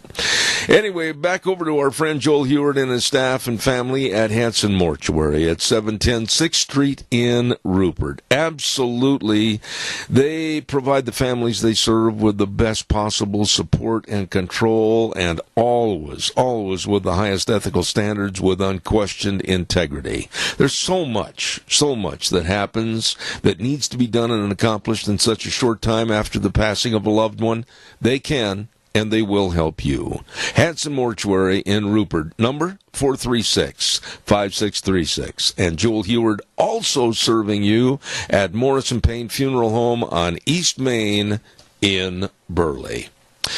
We are going to go to our next guest in just a few moments, but I've also got to tell you a little bit about a great big harvest sale. What? A great big harvest sale at Lee's Furniture, Floors, and More. Hold on, buddy, because this is going to be really something. 40% off the retail price. Oh, man, on all the furniture, the mattresses, the dining room sets, motion furniture, bedroom groups, all of it. 40% off? Yep. At the harvest sale at Lee's Furniture, Floors, and More at 459 Overland in Burley. No money down, no interest, up to 48 months on approved credit. Load the kids in the car and head down to Lee's Furniture, Floors, and More at 459 Overland in Burley. Jeff and the rest of the crew, super nice people that can help you beautify and comfortize your home. I don't know if that's a word or not, but it is now. At the big harvest sale at Lee's Furniture, Floors, and More. You stop in and see those good folks today. And another thing I wanted to mention quickly, and that's Let's Ride, 270 Highway 24 between Rupert and the World, and they're going to have a great big, oh my goodness, a marching band and everything over there Friday and Saturday for their open house. Da-dum, da-dum, dum, dum, dum. There they go. Lunch is going to be available on Saturday, and they're going to have great, great deals going on with units and parts and accessories. They're going to have prize drawings. They're going to call your name. You're going to win something. And not everybody, but they're going to have special buys on Suzukis, and they're going to have the showcasing of the new Skidoo snowmobiles. Holy moly. You better be there at Let's Ride, 270 Highway 24 between Rupert and the World. And it is true, this is where the fun is sold. Really, really nice people over at Let's Ride. One quick thought, too, and then I'm going to go to my guest, and she's probably going, where are you? Anyway, don't forget our friends at Cameron and Siemens Insurance, Highway 24 in Rupert. My goodness, the best of life insurance, health insurance, retirement planning, and employee benefits. Benefits without the L, it's benefits. And don't forget, these folks are really dedicated and responsive to your needs. All you gotta do is just pick up the phone and make a call for an appointment at 436-4424. I'll repeat, 436-4424, the best. Cameron and Siemens Insurance, Highway 24 in Rupert. Absolutely. I had this young lady on my program a couple of days ago, and I mentioned to her that I absolutely have to have you back. Her name is Day Egeskitha, and she is president of AR Systems Incorporated. And basically, I'm going to give it in a nutshell. She can correct me. She has got super programs for people that are turning 65 or older, all kinds of information. They've got boot camp workshops. We're going to have her on the air right now. Good morning, Day Egeskitha. How are you? I am fine. Thanks for having me back. Well, now, what and where have you been doing over the last couple of weeks? I mean, you travel all over the country, don't you? Well, I am. Actually, I'm talking to you from another location. Last time I was in Oregon. I live in Idaho, and this time I'm in New Mexico. So I do a great deal of work across the country helping hospitals and physicians, which is separate from what you and I have been talking about, which is the foundation work where we're really focusing on helping seniors. Well, let me ask you, what would you like to cover today? I found you to be a very enchanting guest the last time you were on, educational information. You tell me where you want to head this morning, because I know you've got an event coming up this weekend on November 3rd that I think you want to highlight. I do. Thank you so much. Well, it's kind of fun. In 2017, we formed the Idaho-based family foundation called the Patient Financial Navigator Foundation. So we are thrilled to be actually doing most of our educational efforts in the Idaho area. So I am doing education on how to set up your own employer and community outreach programs across the country. So we are thrilled to be in Idaho, where we all live, and to be able to reach out to our community. The thing that we're doing this Saturday is called our Community Outreach Program, and it's Preparing to Turn 65 Boot Camp. Mm-hmm. We have done 3 this year. The other 2 were called Medicare 101, Social Security Benefits, and Assistance for Seniors. This one is a little longer than it's from 8:30 to 1 at the CSI Fine Arts. And this one we go beyond just Medicare and understanding it, and Social Security, and how to look for some benefits and help in the community. We kind of help you understand what it might cost to retire, and maybe some healthy living habits, and mental health as we age, as well as staying active. And there are some assistance programs in the area. So we bring all these great faculty. We have 13 different faculty members teaching those topics. Medicare is my specialty, so I'll be the one teaching Medicare 101. But we have many people in the community who have just so gracious to step up and participate in our community outreach education. Wow. And that's what this Saturday is. Day, let me ask you this, and let's kind of break this down a little bit. You mentioned some key words that I want to elaborate on a little bit.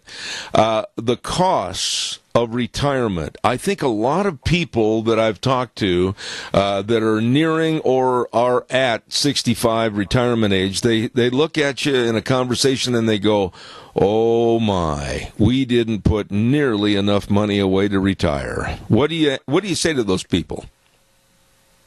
Well, unfortunately, if they're 65 and they're just assessing that, we both know they're a little late.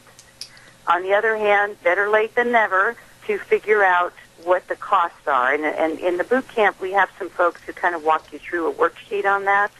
But I can share with them that, healthcare isn't free at any point. So when you're 65, you will have Medicare as a benefit, but Medicare also has costs.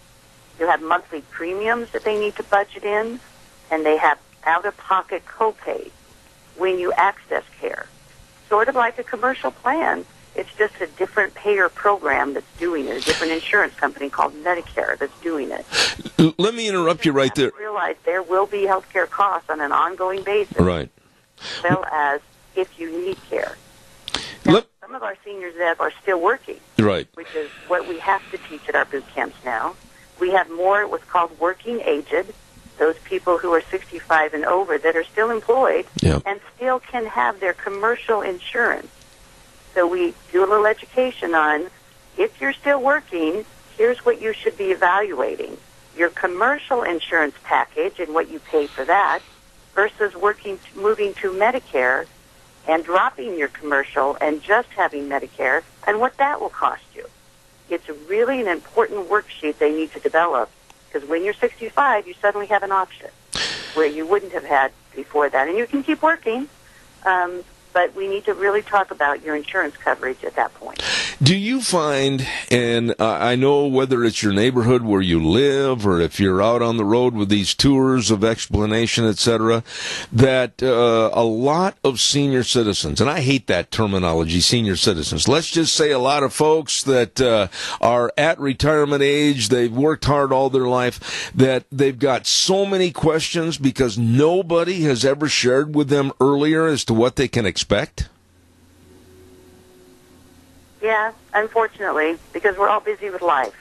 We're busy working, we're raising our families, we're living paycheck to paycheck most of the time, and you're just dealing with what you have right then. To say to them, we need to plan for when you're retirement age, whatever that looks like to you. When you're 65, Medicare, your payer of health care, is an option. But Social Security probably isn't. And very honestly, Zev, I get more people asking me what's the difference between Social Security and Medicare. And, Social Security is the paycheck you live on. Right. Or supplements. And Medicare is your health care. Right. You get some help with your health care bills. It's something that basic that most people were just too busy with life to slow down and look at it. And then we get smacked in the head that we have to pay attention. And we're hoping the boot camps are helping. There's certainly the Office on Aging who's very helpful. There's Sheba that's helpful. But on the other hand, you got to get busy and start gathering. And when I say a little spreadsheet, I'm not kidding.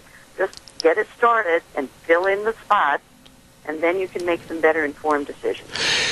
At this boot camp, and I would imagine, Day, and I don't know your business, I don't know your everyday routine, but I would imagine that you really have to dedicate yourself to educate yourself every day, every week, every month on the possible changes that are coming down through government regulations and controls, correct?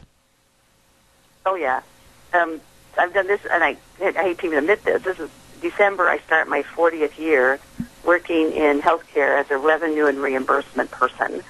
And every day, I am reading, trying to stay aware, whether Congress or D.C. has an understanding of when they start talking about changes they might to make.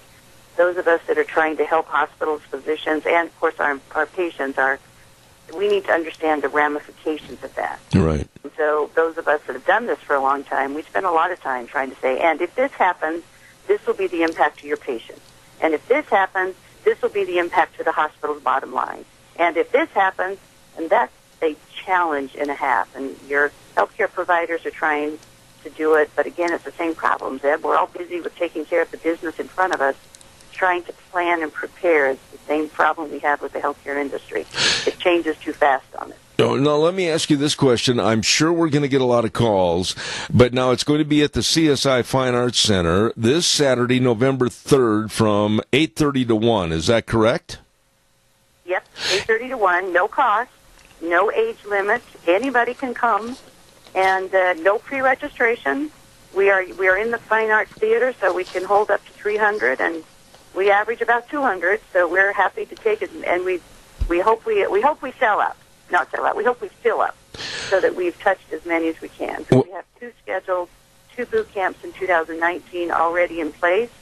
So we know there's a great need in our community, and we're going to try to keep doing it with these great faculty who are so willing to volunteer to teach. Now, not only is there going to be a great discussion about Medicare and Social Security benefits and aid for the aged, the blind and disabled, tax impacts, etc., but you're also going to be talking about being fit after 60 and safety in the home. Those are a couple of things that really, I think, are very, very important for seniors. And that fit after 60, boy, I don't know why it is, but people that reach a certain age, 60, 65, or 70, why did they think, oh, life's over, I'm going to sit in a rocking chair, I'm not going to do anything? That's just the opposite. That's when they need to be more dynamic and go out and really do something.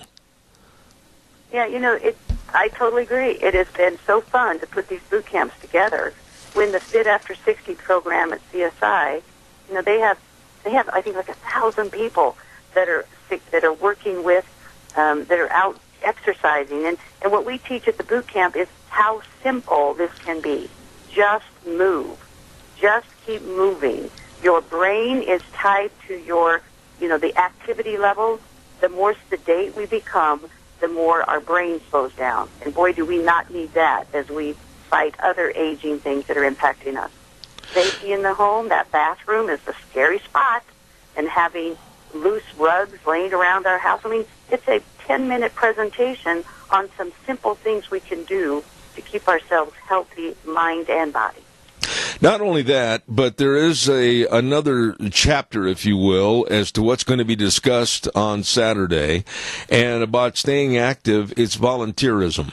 And I'll tell you what, there are so many things that I do every day in my job through my program that we are literally begging for more people to get involved and help. And boy, people that are retired and they want to do something to pay back or give back to their community, there's a lot of need in various aspects for volunteers. Would you agree?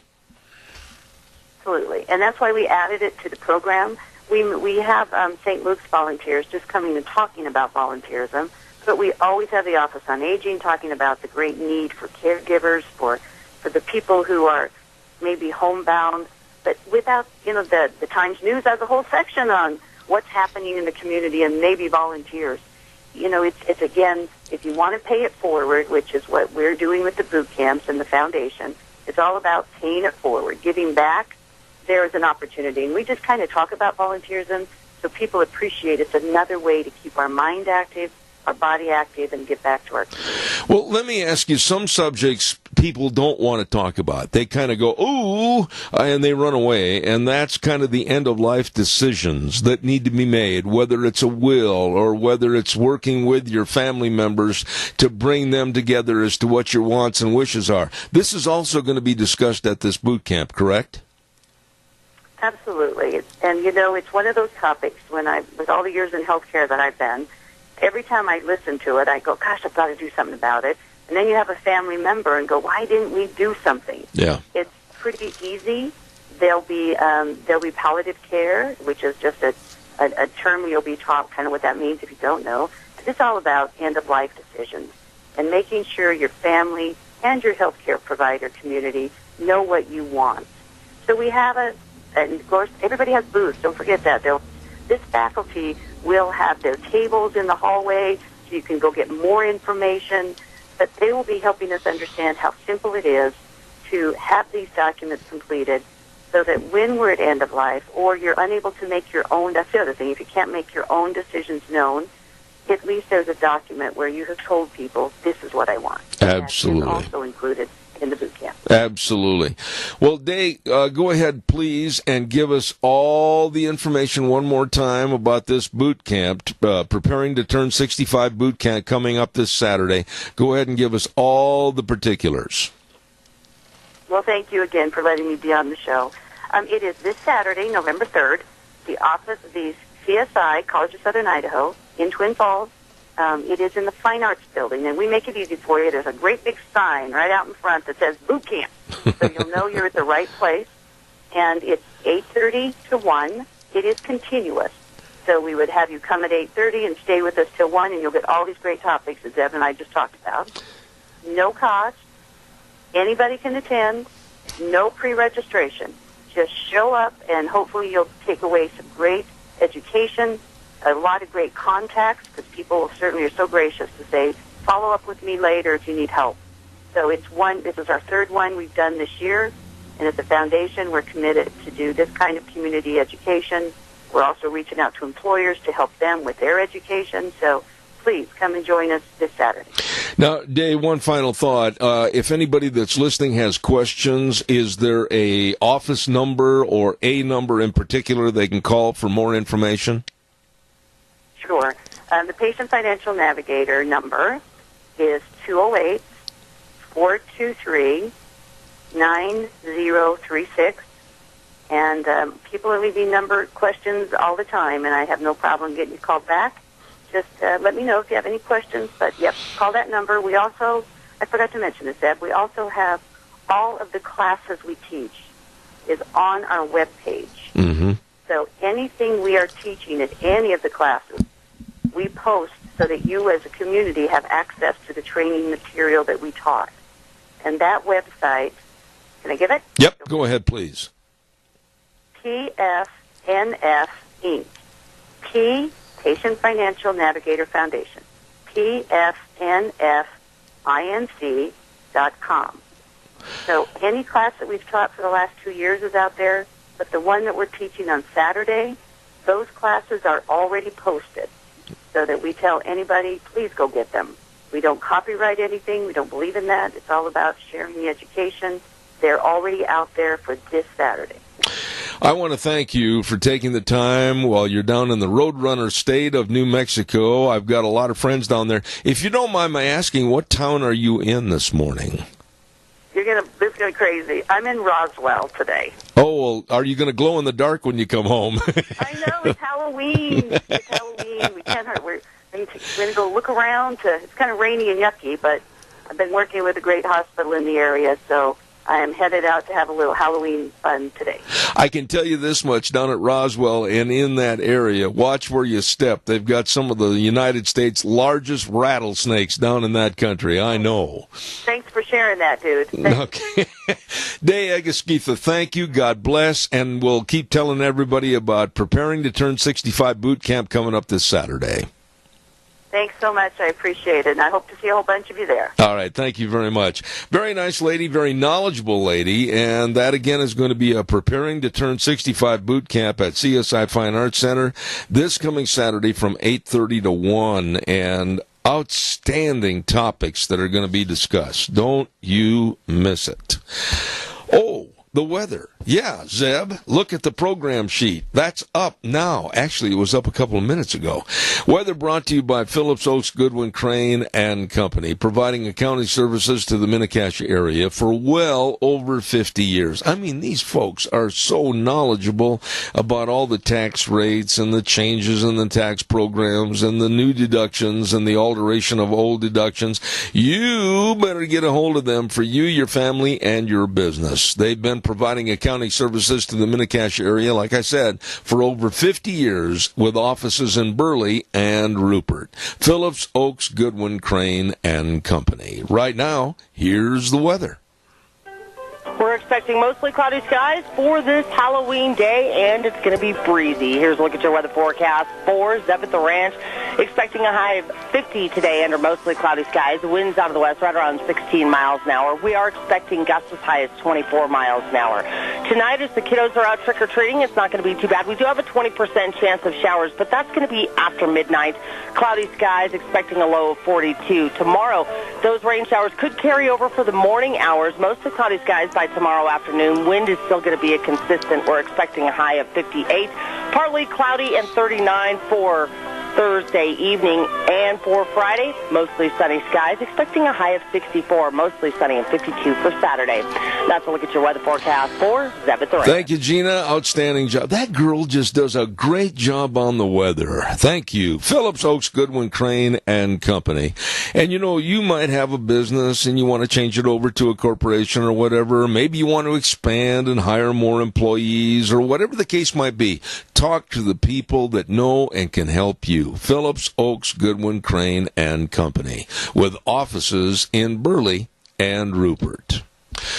I would like to have a couple of phone calls. Give me a jingle on the landline, 436-2244, 1-866-927-4587. I was chuckling a little bit ago because I was thinking today is Halloween. Tonight, of course, all the ghosts and the goblins will be out. Be careful out there.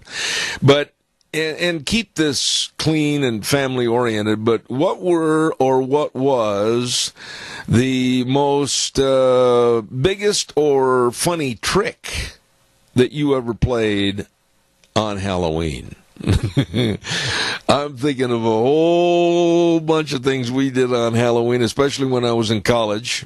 Unfortunately, I can't repeat some of them, but anyhow, I'd like to hear from you. Give me a call quickly.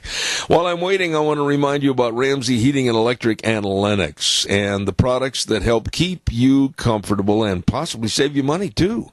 Ramsey Heating and Electric is offering up to $1,600 in rebates on qualifying equipment purchases. So give them a call and find out more. 678-0459. Ramsey Heating and Electric at 2600 Overland Avenue in Burley.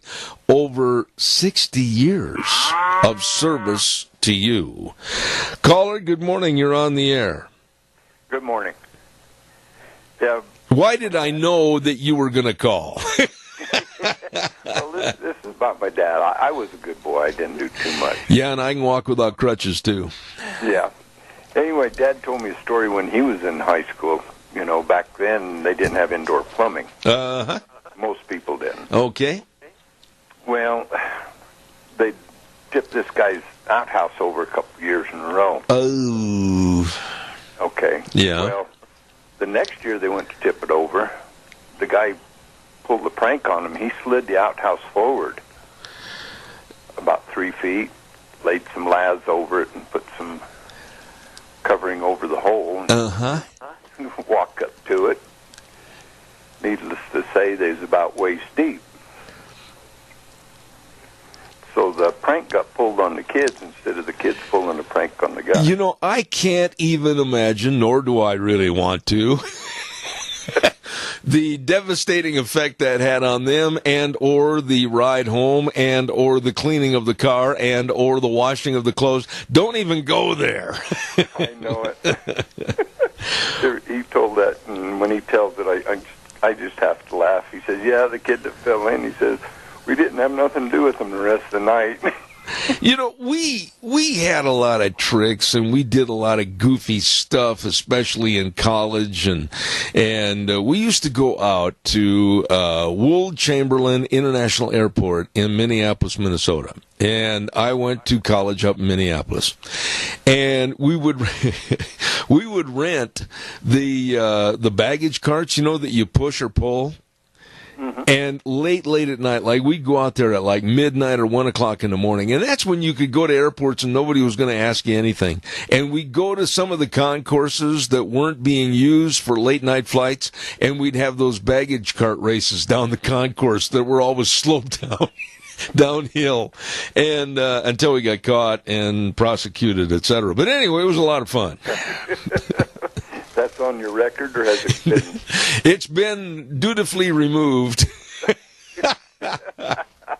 Oh, we had a ball back. You could do things like that, and really, we weren't damaging anything. If anything, we got hurt, but not the carts. Yeah. There was one thing I did in high school. Me and a couple friends of mine, this guy had an old pickup, had a pretty good motor in it. We went out to the sugar factory, and that's when they started to abandon that old wet beet pulp pit. Oh, yeah.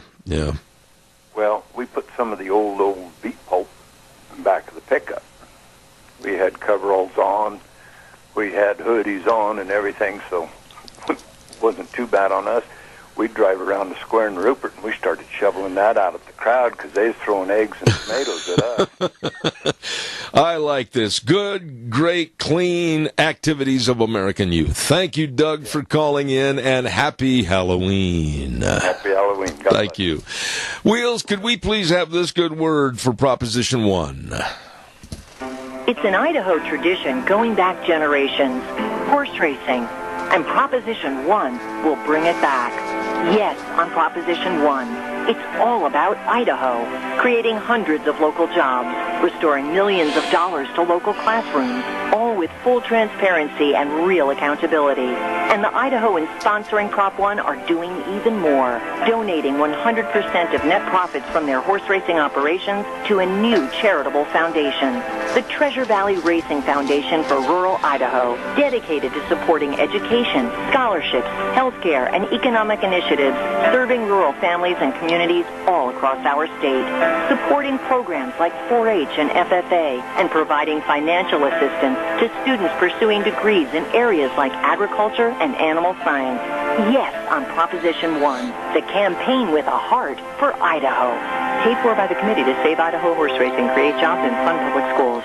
Also, I want to remind you that Representative Clark Kaufman, seat 25B, urges you to go to the polls on November 6th. Don't forget, Clark works for tax policies that are business and family friendly, and he supports funding for infrastructure for roads and bridges to maintain our export economy from the great gem state of Idaho. He urges you to go vote November 6th. And remember, know and study Propositions 1 and 2. Paid for by Clark Kaufman, Representative 25B, State Representative. Caller, I tell you what, I'm only going to give you about 15 seconds. That's all I've got. Real fast. Go ahead. Well, I can't tell you what I was going to tell you in 15 seconds, but I will call you back again. I'll look forward to it. Thank you very much. We've got to get to the news from CBS coming up next on Zeb at the Ranch. Don't go away.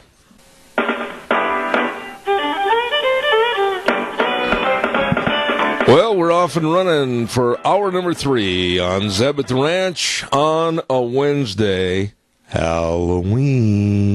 Look out there. Be careful of the little ones. Zeb at the Ranch brought to you by our major sponsor, your Magic Valley. Les Schwab Tire Centers, all 7 locations serving you with a great big fall tire sale. And some of our fantastic advertisers like Burley Physical Therapy and Rehabilitation at 1263 Bennett Avenue, Suite 2 in Burley, helping you get back to being you. Don't forget, we need to keep this lady's values in the Idaho House of Representatives, seat 24B. Linda Wright Hartkin is a compassionate conservative that believes in our Second Amendment and is pro-life and, above all, She has common sense. With Representative Linda Wright Hartkin, we have a person that's a problem solver with integrity. Vote November 6th for Linda Wright Hartkin for House Seat 24B. We need her values. Paid for by Elect Wright Hartkin Committee, Rich Stivers, Chairman. Also, an old friend of ours, I hope he's listening this morning, an old friend of ours, Speaker of the House and District 27 State Representative Scott Bedke, urges you to go vote next Tuesday. Very important day. Circle it, and go to the polls November 6th and go vote. And Scott wants you to remember, go vote for the man for governor, Brad Little. Please put a check mark next to his name. And don't forget, Scott, Speaker of the House since 2012, wants you to go vote, know about Propositions 1 and 2, be an educated voter. Paid for by Scott Bedke, District 27 Representative. Well, lo and behold, we have another representative that's with us this morning, and he's been on our program many, many times in the past. And we say good morning to Legislative District 27 Representative Fred Wood. How are you? Good morning, Zeb. I'm doing very well this morning. And you? Well, I tell you what, we got a lot of ground to cover this morning. And when I thought about being close to Election Day, which it is, it's only less than a week away, that there still is a lot of education, if you will, necessary to put out in front of the public on Props 1 and Prop 2. And I get questions every day. As a legislator, are you getting a lot of calls on Prop? And I need you to tip that mic up just a little bit, if you would, please. A little bit more. Thanks. It's just about right there. Thanks. Zeb, I am. I'm getting quite a few calls, mostly questions, not so much how to vote, but they want information so that they can make up their mind of how to vote. And I walk down the street, and people stop me and ask me various questions about both Proposition 1 and Proposition 2. Let me throw this at you, and I do this out of a complete respect for people's opinions on pro or con. But I think the biggest thing that I've heard in opposition to Prop 1, because they don't understand how it's going to be manipulated and or put together, is, I don't want any more gambling in the state of Idaho. I don't want any more gambling in the state of Idaho. And I try to tell these people, well, there's not going to be any more gambling per se. It's basically going to be in very confined areas with racetracks, and I'd like you to pick it up from there. I will. And Zeb, I think it's worthwhile at this point in time for the listeners. Let's take 2 minutes and look at the history of why we have a proposition in front of us today about Prop 1. A number of years, for the last 50 years or so, the equine industry in the United States has been gradually going down in terms of numbers, et cetera. That's right. And so multiple states have looked around and tried to figure out how they can bolster that industry and get more revenue into that industry. Somebody came up with an idea a number of years ago of taking all of the horse races that have happened in the last 100 years or so, digitalizing them, then putting them on a machine and allowing betting on horse racing, historical horse racing, races that have actually happened in the past. Mm-hmm. You don't know which ones they are or anything. That's right. And that's a revenue generator, and then they take most of that money and put it back into the equine industry, whether it goes into racetracks, whether it goes into stud mare operations, whether it goes into whatever. So some states tried that, and it was very successful.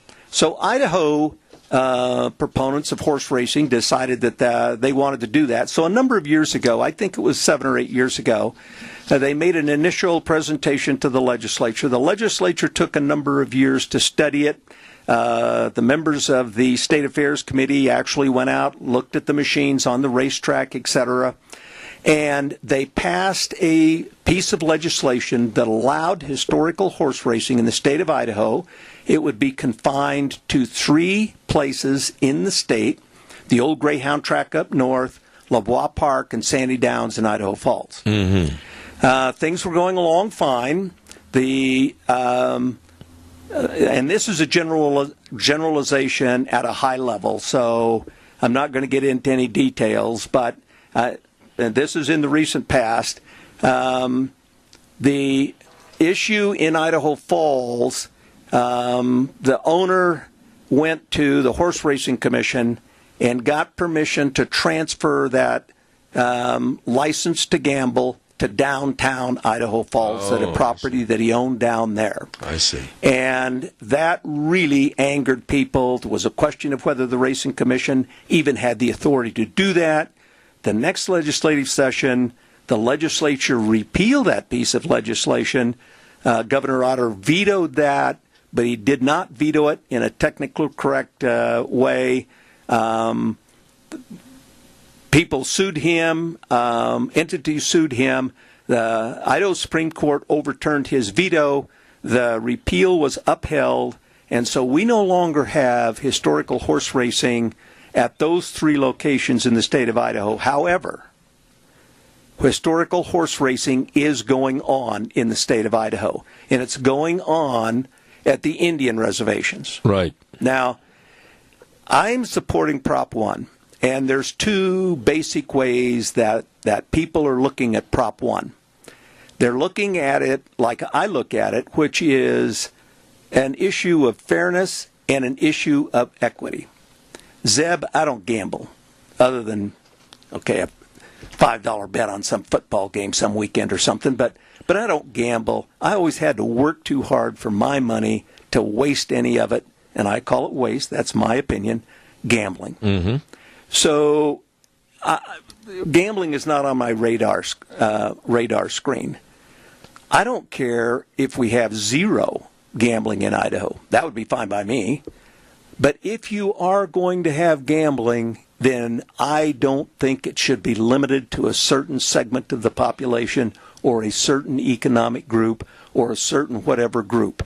If we're going to have gambling, then people should be able to do it. The Indian tribes, they're limited to doing it at their casinos on their reservations. They can't go off of the reservations. They have to keep it on the reservations.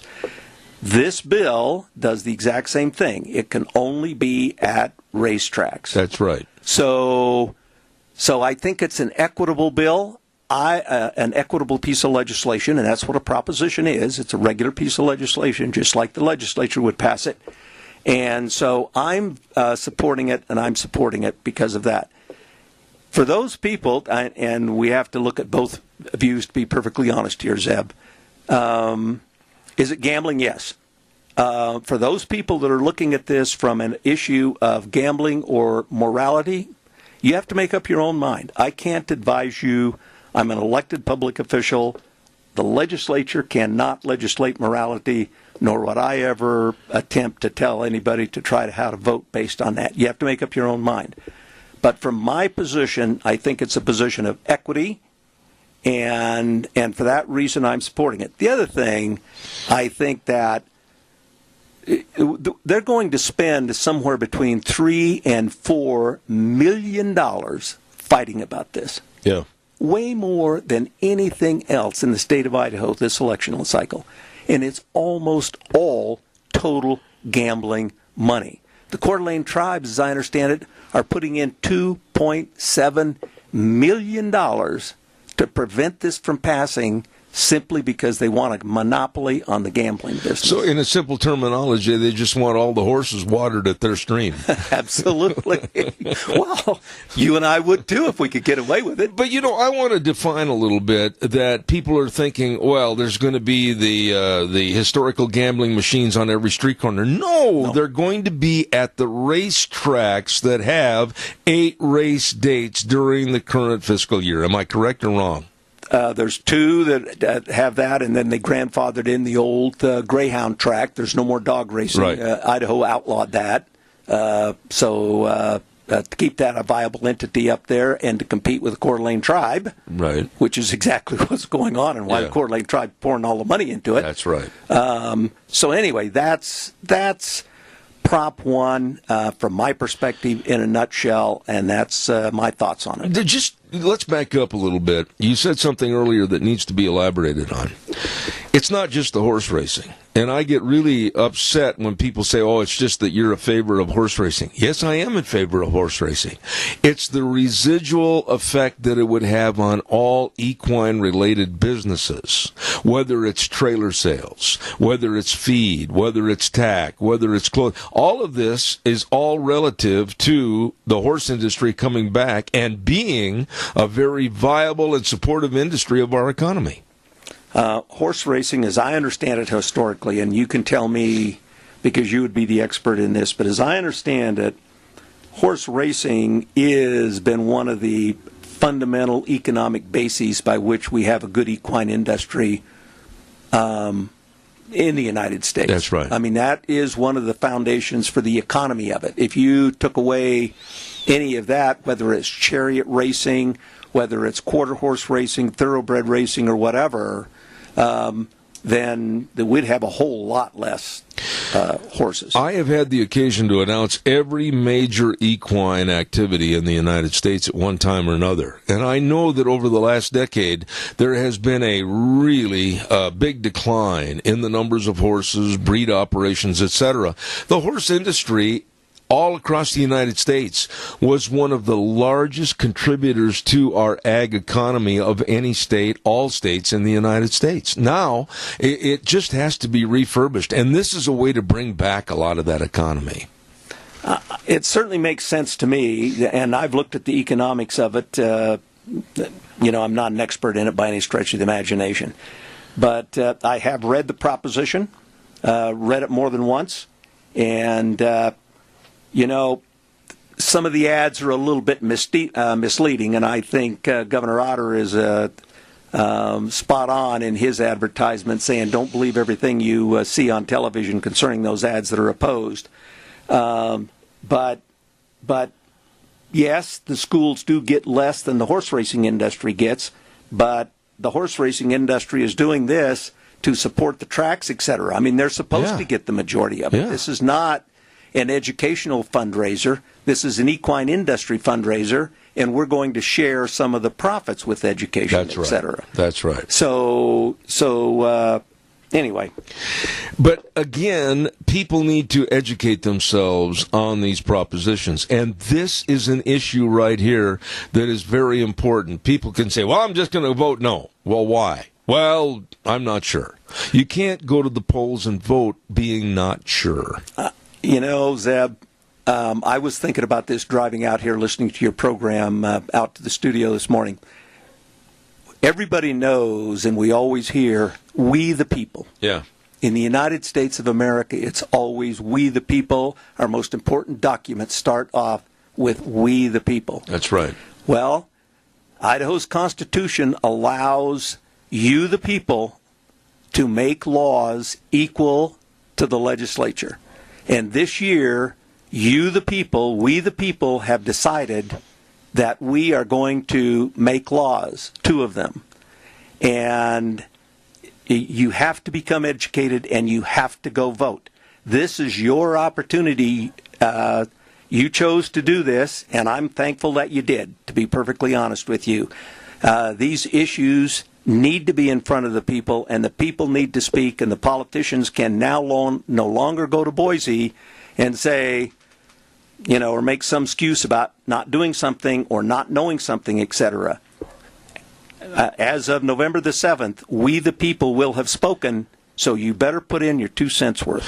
And that 2 cents worth is actually a lot more in value because every vote counts. Absolutely. On this issue or any issue. And I hate excuses like, I got to take my dog to the vet, he's had fleas for 6 months. Or the cat coughed up a hairball or whatever, we couldn't go to the polls.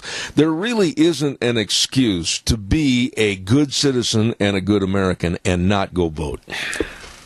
Zeb, I voted in every single election since I turned 21. Back then, you had to be 21 to vote, not 18. Right.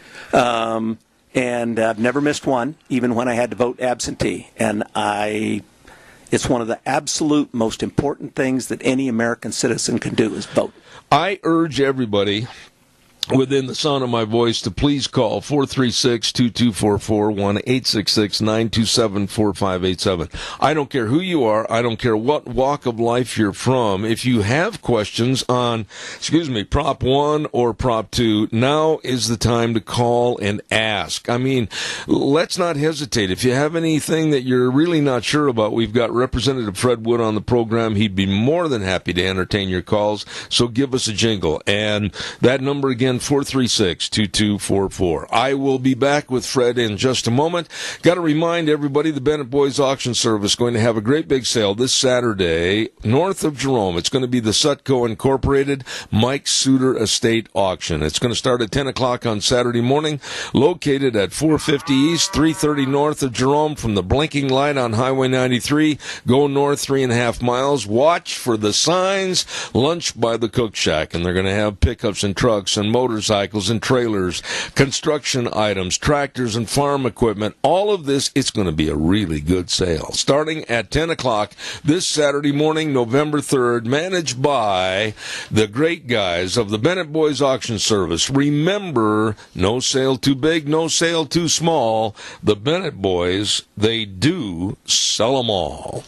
Once again, caller, I'll be right there. Don't forget Ramsey Heating and Electric, offering service you can trust along with Lennox products, and they help keep you comfortable. Ramsey Heating and Electric offering up to $1,600 in rebates on qualifying equipment purchases. Just call them today and find out more. 678-0459. Ramsey Heating and Electric at 2600 Overland Avenue in Burley. Caller, good morning. You're on the air.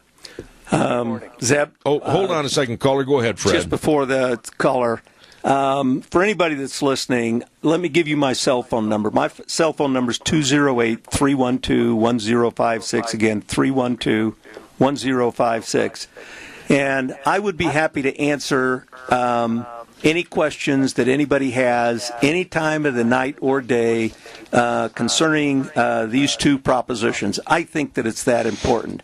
So feel free to call at any point in time, today, tonight, tomorrow, any time before the election, and I'll try and answer whatever questions I can. Okay, Thanks. we have a caller with a question. Go ahead, caller. You're on the air. Thank you. Yes, on this Prop 1, I was in the understanding that they could bet on the races that are going on, like at the Preakness and the Kentucky Derby and stuff, at these parks where the horse races were taken. Okay, go ahead, Fred, and answer. He thought that at these various track site locations, they could also bet on the Preakness, the Kentucky Derby, and other races going on within that year. Is that correct? I don't know the answer to that. I'm going to stick my neck out and say on those selective races like the Triple Crown, the Derby, the Preakness, and the Belmont Stakes, I believe at racetracks that have 8 race dates and they do have parimutuel racing, I believe that you can on those races for those particular dates. But if I'm wrong, I'll be subjected to give you the right answer. Thank you. All right, caller number 2, you're on the air. Hey, Zeb, quick question for you, and it sounds, I'm going to admit it's going to sound kind of naive, but so I turn on the TV at night, satellite, Fox News, and get the campaign advertisements, and you have one for, and then right after that you'll have one against. Where does one go to fact find, I guess, would be my question. I think that is one of the best questions that's ever been asked so that you can ascertain and make your own opinion. Fred, where can they fact find the information on Props 1 and 2 and really get straight answers? That is a good question. The only ones that I have seen, and that's KTVB. KTVB has a segment each evening about fact-finding, whether it's a debate, whether it's the propositions, and all of the political ads that are placed on it. Right. They do have a fact check. and I believe it is also on their website. It is KTVB Television in Boise. I don't know the exact website. I can look it up and give it to you tomorrow on the program. But they have basically a consumer checklist of what's good, bad, and ugly of every issue. Absolutely. And caller, that is an excellent question. I'll go home and do a little research this afternoon. I will get back with Zeb, and if we can find another website or another phone number that people can call to find out the real skinny on what's going on, we'll get that information to all of the callers as soon as we can. And by the way, caller, the next time you call, if you take the keys out of the ignition, because with that dinging, you just cleared my sinuses up for the next week. I'll do it. Okay, thank you. Caller, you're on the air. Go ahead, please. Morning, Zeb. This is kind of a statement, a thought, and a question all rolled up in one, but I'll make it as brief as possible for you. My thought is Proposition 1 is be awesome and great to boost our equine industry in the state of Idaho. No doubt about it at all. The other part about it is the opposition tries to liken it to gambling, like slot machines and then so on and so forth. My question and thought is, why don't we legalize slot machines in the state of Idaho? I know some people are against it, but, you know, at some point in time, people need to grow up and be responsible for their own finances and how to handle it. And there is help out there for those who like to gamble and have an addiction. But why not open it up? And why not let the school and everything else, schools and everything else benefit from it? But anyway, that's my thought, and all rolled up in one. So I'll let you go, my friend. I appreciate it, caller. Fred, respond to the caller, please. Caller, at this point in time, there is a constitutional prohibition in the state of Idaho against most forms of gambling, and slot machines is one of them. If you read Proposition 1, it specifically limits this to pari-mutuel betting. And pari-mutuel betting, and I'm not an expert enough to give you the very technical distinction between pari-mutuel betting and some other forms of betting, other than my understanding is roughly at a high level that pari-mutuel betting is you're only betting against people in the pool, whereas in a lot of other forms of gambling, you are actually gambling against the house, etc. So there is a very technical distinction between the two, but there is a constitutional prohibition against most forms of gambling in the state of Idaho. You'd have to have a constitutional amendment to change that. Okay, thank you, caller. We have one more call. Quick question, and then I've got a hard break at the bottom of the hour. Caller, please go ahead. You're on the air. Okay, how much oversight will there be on this betting? I know there were problems the first time it was tried. How much oversight will there be on this second try? All right, thank you, caller. Go ahead, Fred. As I read the proposition, and which will become the law if it's passed, and as I've talked to other people, there's a lot more built into this. It's pretty hard for me to figure out how anybody, other than just flat, overt criminal activity, how they could ever do what happened the last time. Right. A lot of oversight and a lot of people peering around corners. Absolutely. Caller, thank you. I've got a hard break coming up, and I've got to get this on real quick. I want to remind everybody about Syringa Plaza, a lovely and affordable senior community in Burley, and it's so easy to stop by. It's so easy to check them out. It's so easy to get the information you need for the seniors who want to maintain an independent living status with or without assistance. Please call them today. Syringa Plaza at 677-4204. That number again, 677-4204. And they're located, beautiful address, 626 Elba Avenue in Burley. Featuring many of the one-bedroom apartments with all the emergency call systems, ample community space to visit with your neighbors and friends. All of this at Syringa Plaza. The number again, 677-4204 at 626 Elba Avenue in Burley. Real quick, also, Representative Clark Kaufman, seat 25B, urges you to go vote next Tuesday, November 6th. Don't forget, Clark always supports the good neighbor policy of the state, managing specific parcels of federal land for betterment of all Idahoans, and he wants you to go vote on November 6th. Don't forget, Propositions 1 and 2, very important. Inform yourself, be knowledgeable, and go to the polls next Tuesday, November 6th. Paid for by Clark Kaufman, Representative 25B, State Representative. Right now, we're going to send it over to Wheels. We'll be back in 3 minutes.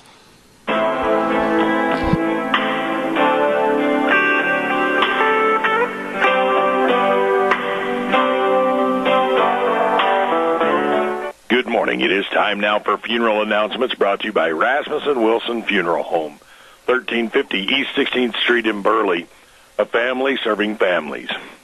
Ignacio Berendica, 76-year-old Rupert resident, passed away Sunday, October 7th at his home. A rosary will be held 6 p.m. Friday at Hanson Mortuary. Doreen L. Fernal, a 94-year-old Rupert resident, passed away Wednesday, October 24th at Parkview Care and Rehab. Services are pending under the direction of Joel Hewitt Hanson Mortuary. Nancy Rose Eaton, a 64-year-old Hebron resident, passed away Sunday, October 28th at Parkview Care and Rehab. Graveside service rites will be held at 1 p.m. today at the Riverside Cemetery under the direction of Joel Hewitt Hanson Mortuary. Jonathan Campbell, a 31-year-old Burley resident, passed away Wednesday, October 24th at his home. A viewing for family and friends will be held from 6 until 8 p.m. Saturday, November the 3rd, at Joel Hewitt Hanson Mortuary.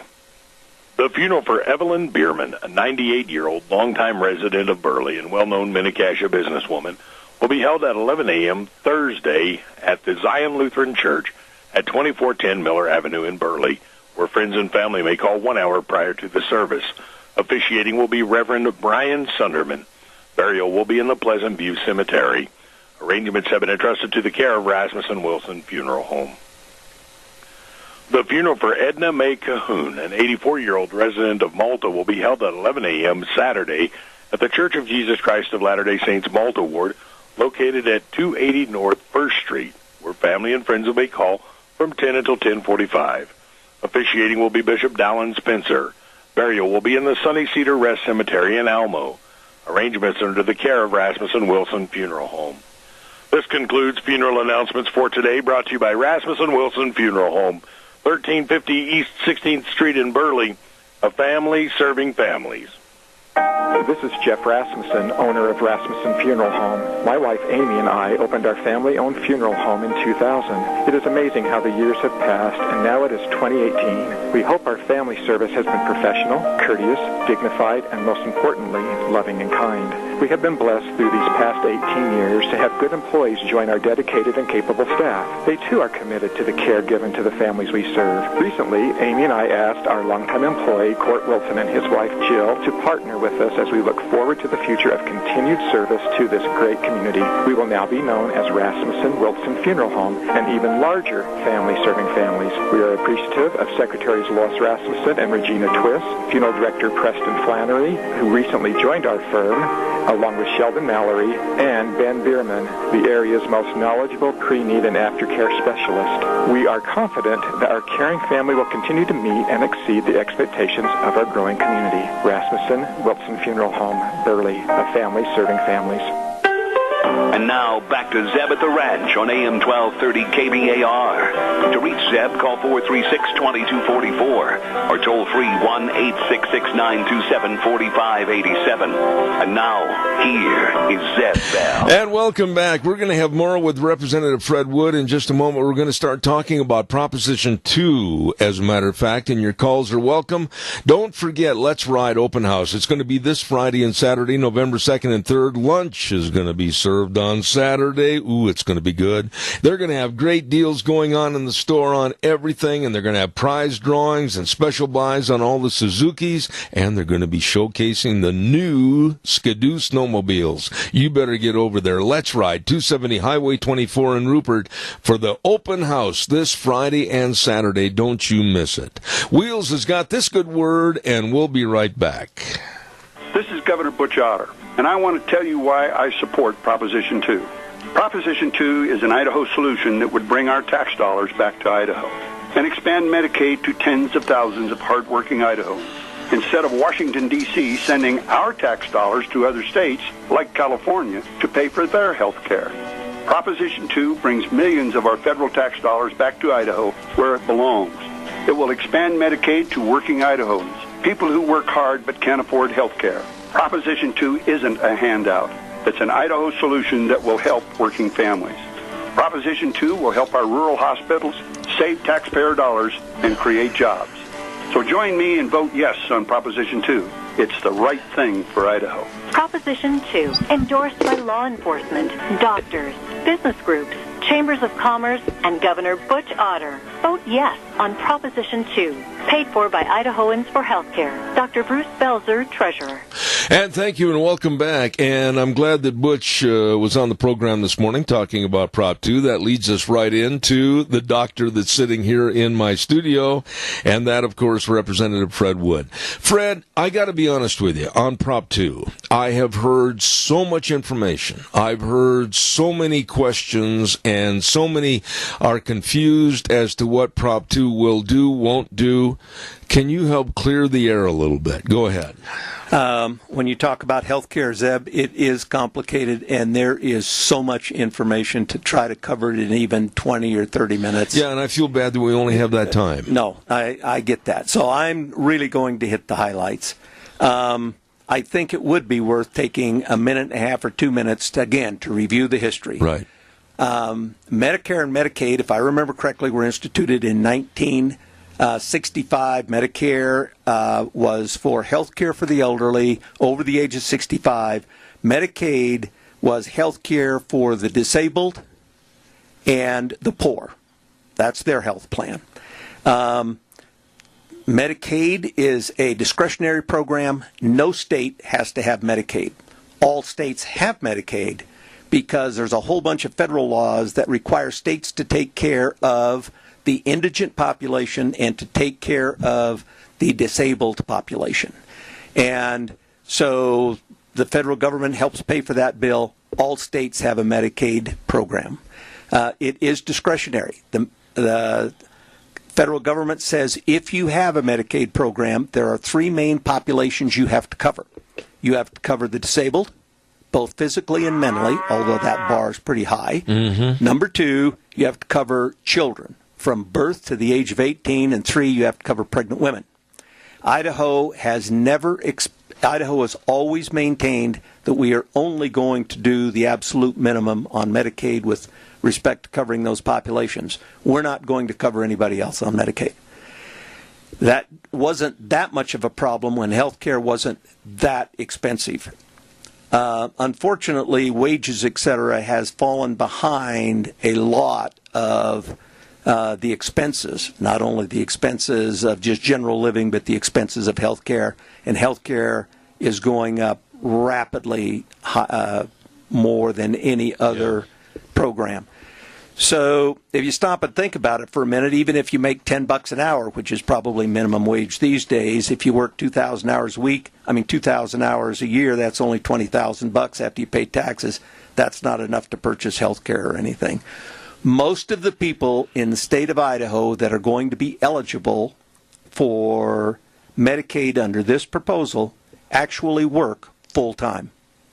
They just simply don't make enough money to pay for health care. They don't make enough money to buy new vehicles or anything. So this is being expanded under and this is the only association to the Affordable Care Act, it's being expanded under the Affordable Care Act because that's a 90-10 match set in statute by federal law, which is very important because a lot of the opponents to this say, well, the federal government can change this later on. Yes, they can, but it will take an act of Congress to change it.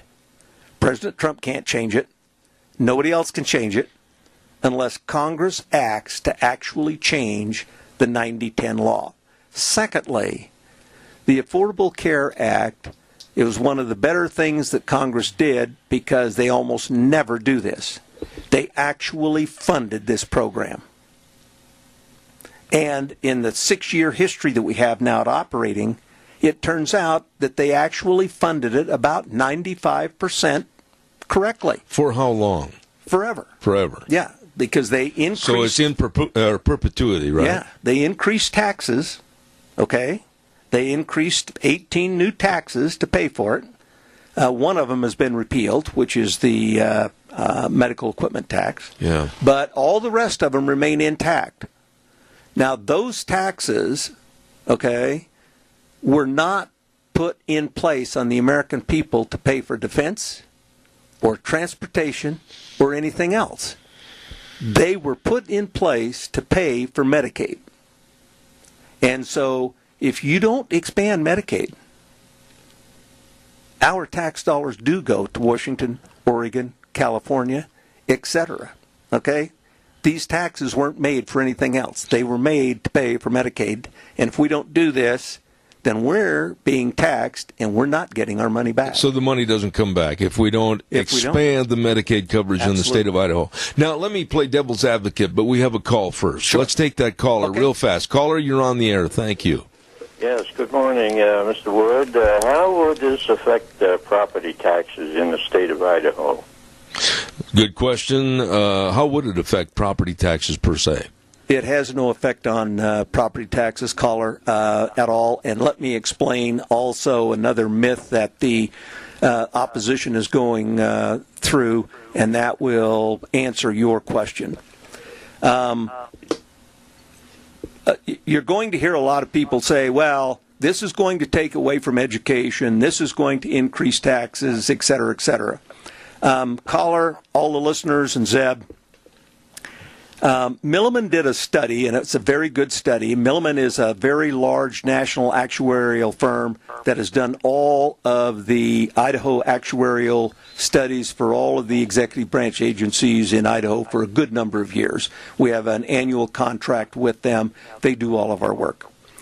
Idaho, between the catastrophic health care fund, both what the state puts into that and what the local government puts into that, between all of the other programs that we are actually paying for with plain state general fund tax dollars, all of the behavioral health money, the substance abuse treatment money, the medical treatment money for prisoners, etc., we're paying for that in general tax dollars at this point in time. That will all be covered under Medicaid. Mm-hmm. Okay, at a match of 90% federal dollars, which, don't forget, we're paying for. Specifically, under the Affordable Care Act, we're being taxed for that program. So we're currently spending about $55 to $56 million total annually and getting almost nothing for it. The cost of this, according to Milliman, for treating the 91,000 people that are going to wind up on this, is only going to cost us $50 million a year. So we've got $5 million to spare that we're already paying. All we have to do is accumulate the amount of money that we're spending now, okay, and pay for the new program. We'll eliminate the CAT fund, etc., and everybody who's paying for it now will take the same amount of dollars and put into it. At this point in time, caller, it has no effect on property taxes. Whatever portion the local government is paying for their indigent care, which does come from property taxes, will obviously remain exactly the same. You're using right now property taxes to pay for indigent health care in the state of Idaho. Constitutionally, the counties are responsible for their indigent care in their counties. It's always been that way since Idaho was a territory. But it's very inefficient, and we're not getting very much for that money. Caller, thank you so much for your question. I've got to move along. And that clears up a whole much. Thank you. Thank you for your call. I've got to get the weather forecast on here really, really fast. Brought to you by Scarrows Meats, 331 North Road, Jerome. The number to call, 324-7657. Or you can go to their website and check out all the delicious meats, scarrowsmeats.com. Don't forget all the delicious marinated pork ribs, the tri-tips, the bacon, the breakfast sausages, the bratwurst, all of this and more at Scarrows Meats. Right now, here's Gina with the weather. We're expecting mostly cloudy skies for this Halloween day, and it's going to be breezy. Here's a look at your weather forecast for Zeb at the Ranch. Expecting a high of 50 today under mostly cloudy skies. Winds out of the west right around 16 miles an hour. We are expecting gusts as high as 24 miles an hour. Tonight, as the kiddos are out trick-or-treating, it's not going to be too bad. We do have a 20% chance of showers, but that's going to be after midnight. Cloudy skies, expecting a low of 42. Tomorrow, those rain showers could carry over for the morning hours. Mostly cloudy skies by tomorrow afternoon. Wind is still going to be a consistent. We're expecting a high of 58.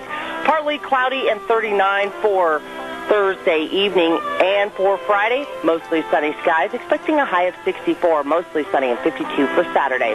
That's a look at your weather forecast for Zeb at the Ranch. Thank you, Gina, and brought to you by Scarrows Meats, 331 North Road, Jerome. And the number to call, 324-7657. They are changing the way we eat, one delicious bite at a time. Wheels, would you do me a favor, and would you please play that spot with our Governor, Butch Otter, one more time? Thank you. This is Governor Butch Otter, and I want to tell you why I support Proposition 2. Proposition 2 is an Idaho solution that would bring our tax dollars back to Idaho and expand Medicaid to tens of thousands of hardworking Idahoans, instead of Washington, D.C. sending our tax dollars to other states, like California, to pay for their health care. Proposition 2 brings millions of our federal tax dollars back to Idaho where it belongs. It will expand Medicaid to working Idahoans, people who work hard but can't afford health care. Proposition 2 isn't a handout. It's an Idaho solution that will help working families. Proposition 2 will help our rural hospitals save taxpayer dollars and create jobs. So join me and vote yes on Proposition 2. It's the right thing for Idaho. Proposition 2, endorsed by law enforcement, doctors, business groups, chambers of commerce, and Governor Butch Otter. Vote yes on Proposition 2, paid for by Idahoans for Healthcare. Dr. Bruce Belzer, Treasurer. Thank you very much, and welcome back. And I'm going to kind of lay my cards on the table face up here to Representative Fred Wood. And months ago, when Fred and I were talking, I told him that I had maybe the wrong idea on the expansion of Medicaid to where it might take the 62,000 or the 70,000 or the 75,000 that are hardworking Idahoans but not able to get this coverage, and it would be a crutch for them not to try to better their situation. In other words, providing it but not really giving them a stimulus to try to work out of a potential rut, if you will, economically, that maybe they should be self-responsible and try to change for themselves. And what was your answer to me at that time? Zeb, I understand people's concern about that. Now, what we're going to do, and I'm actually going to sponsor this bill, if Proposition 2 passes, we're going to put some sideboards on this. The first thing we're going to do is to make sure that if Congress ever does change the funding formula, then the state of Idaho has no further obligations under this. Okay, so there will be an amendment to the proposition. I see. Next, we're going to try and put some able-bodied work requirements on it. Okay, so that if in fact you are working, and it comes to find out that you are actually making enough or close to enough, etc., that you can pay or you shouldn't be on it, then there will be a safeguard there. The other, next thing we're going to do is there will beef up I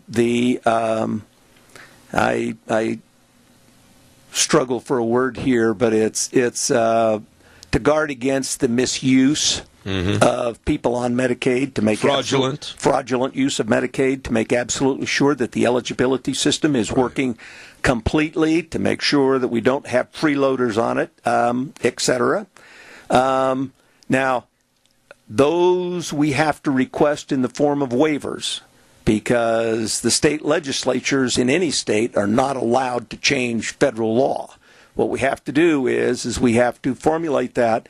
The legislation will require the Department of Health and Welfare to ask for those waivers. Some of those waivers have been put before the feds already. They have approved 4 different states for work requirements, able-bodied work requirements. The key here is one of the things you can't do, Zeb, is when they're on health care, but when they get sick, you take away their health care. My God, that's when they need it. Yeah, so it has to be able-bodied work requirements, etc. So we intend to have a piece of legislation that will build in those kinds of protections to make sure that it's the honest, hardworking people that are just simply working at, $7.25 an hour or $8 an hour or $9 an hour that can actually then wind up with health. Well, I like the way you phrased it, put some sideboards on it, because I think my question was a fair question. It is. And it's a fair concern for a lot of people. It absolutely is. The other thing that swayed my opinion in favor of Prop 2 was the fact that I do know a lot of hospitals in the state of Idaho are just barely able to keep their doors open. And I understand that a lot of this money with the expansion will actually aid and abet the hospitals trying to make sure they can take care of all patients financially. Zeb, our rural areas, the hospitals there are struggling. They truly are. Is St. Al's and St. Luke's going to be okay whether this passes or not? Yes. However, you look at ARCO. I'm not sure ARCO even has a hospital anymore. I think they've just got a clinic now. But you look at Driggs. You look at all of these hospitals that have 10 beds. The hospital in Malad, I think, has 6 beds or something like that. I mean, all it takes is 1 or 2 patients a month that can't pay their hospital bill. That's right. They're underwater. Yep. They are just flat underwater. So this is really going to help those small hospitals in these rural communities that are a long ways away from anywhere else. Salmon, Idaho comes to mind, etc.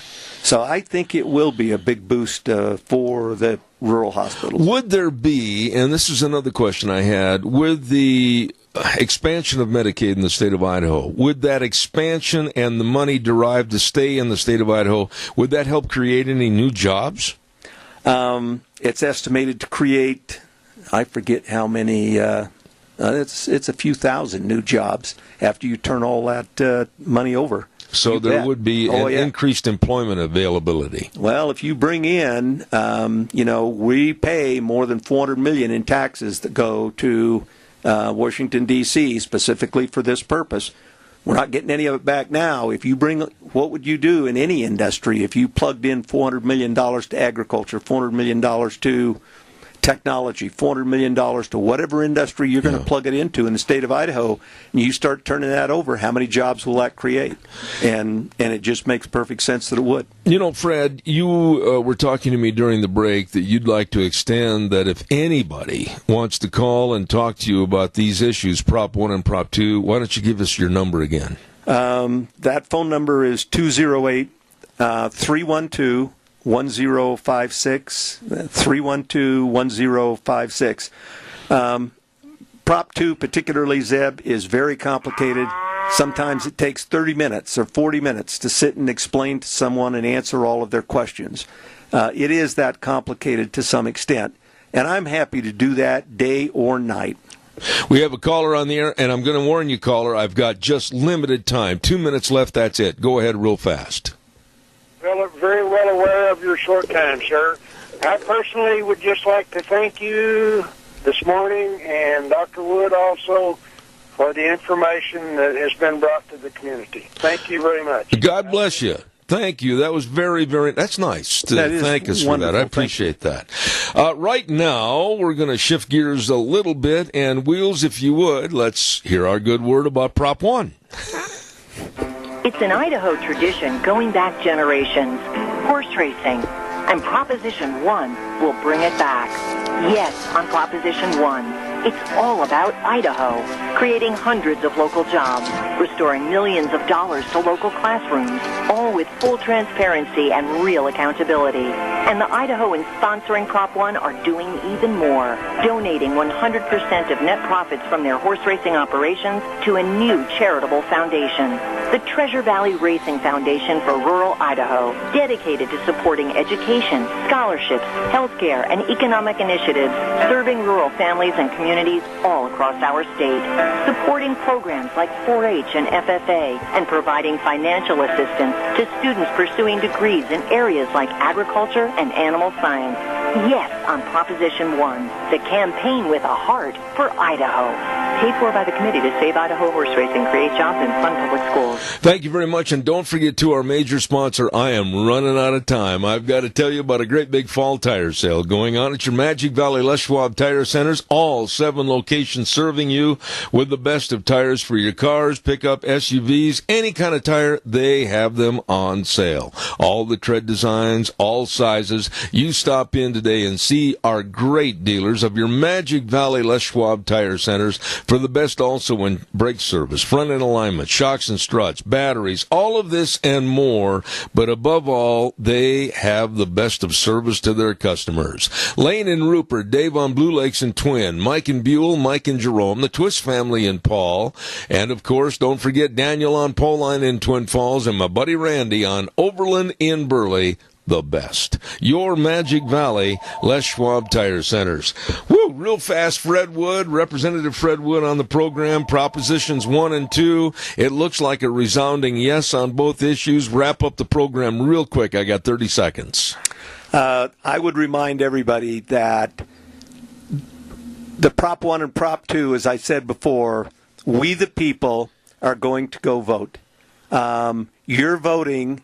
This is democracy at its most basic form. I'm happy that the people of the state of Idaho became engaged in these 2 issues. And I would just encourage everybody to become informed. I'll happy to talk to anybody. But please go vote on November the 6th. Thank you. Thank you, Representative Fred Wood. Ladies and gentlemen, I'm flat out of time. Zeb at the Ranch will be back tomorrow morning at 8:06, and we have a surprise guest calling in tomorrow morning. You don't want to miss that. And we're going to say this the way we always do at the end of the program, the way things were or the way things ought to be. And the world needs more cowboys. See you tomorrow morning at 8:06.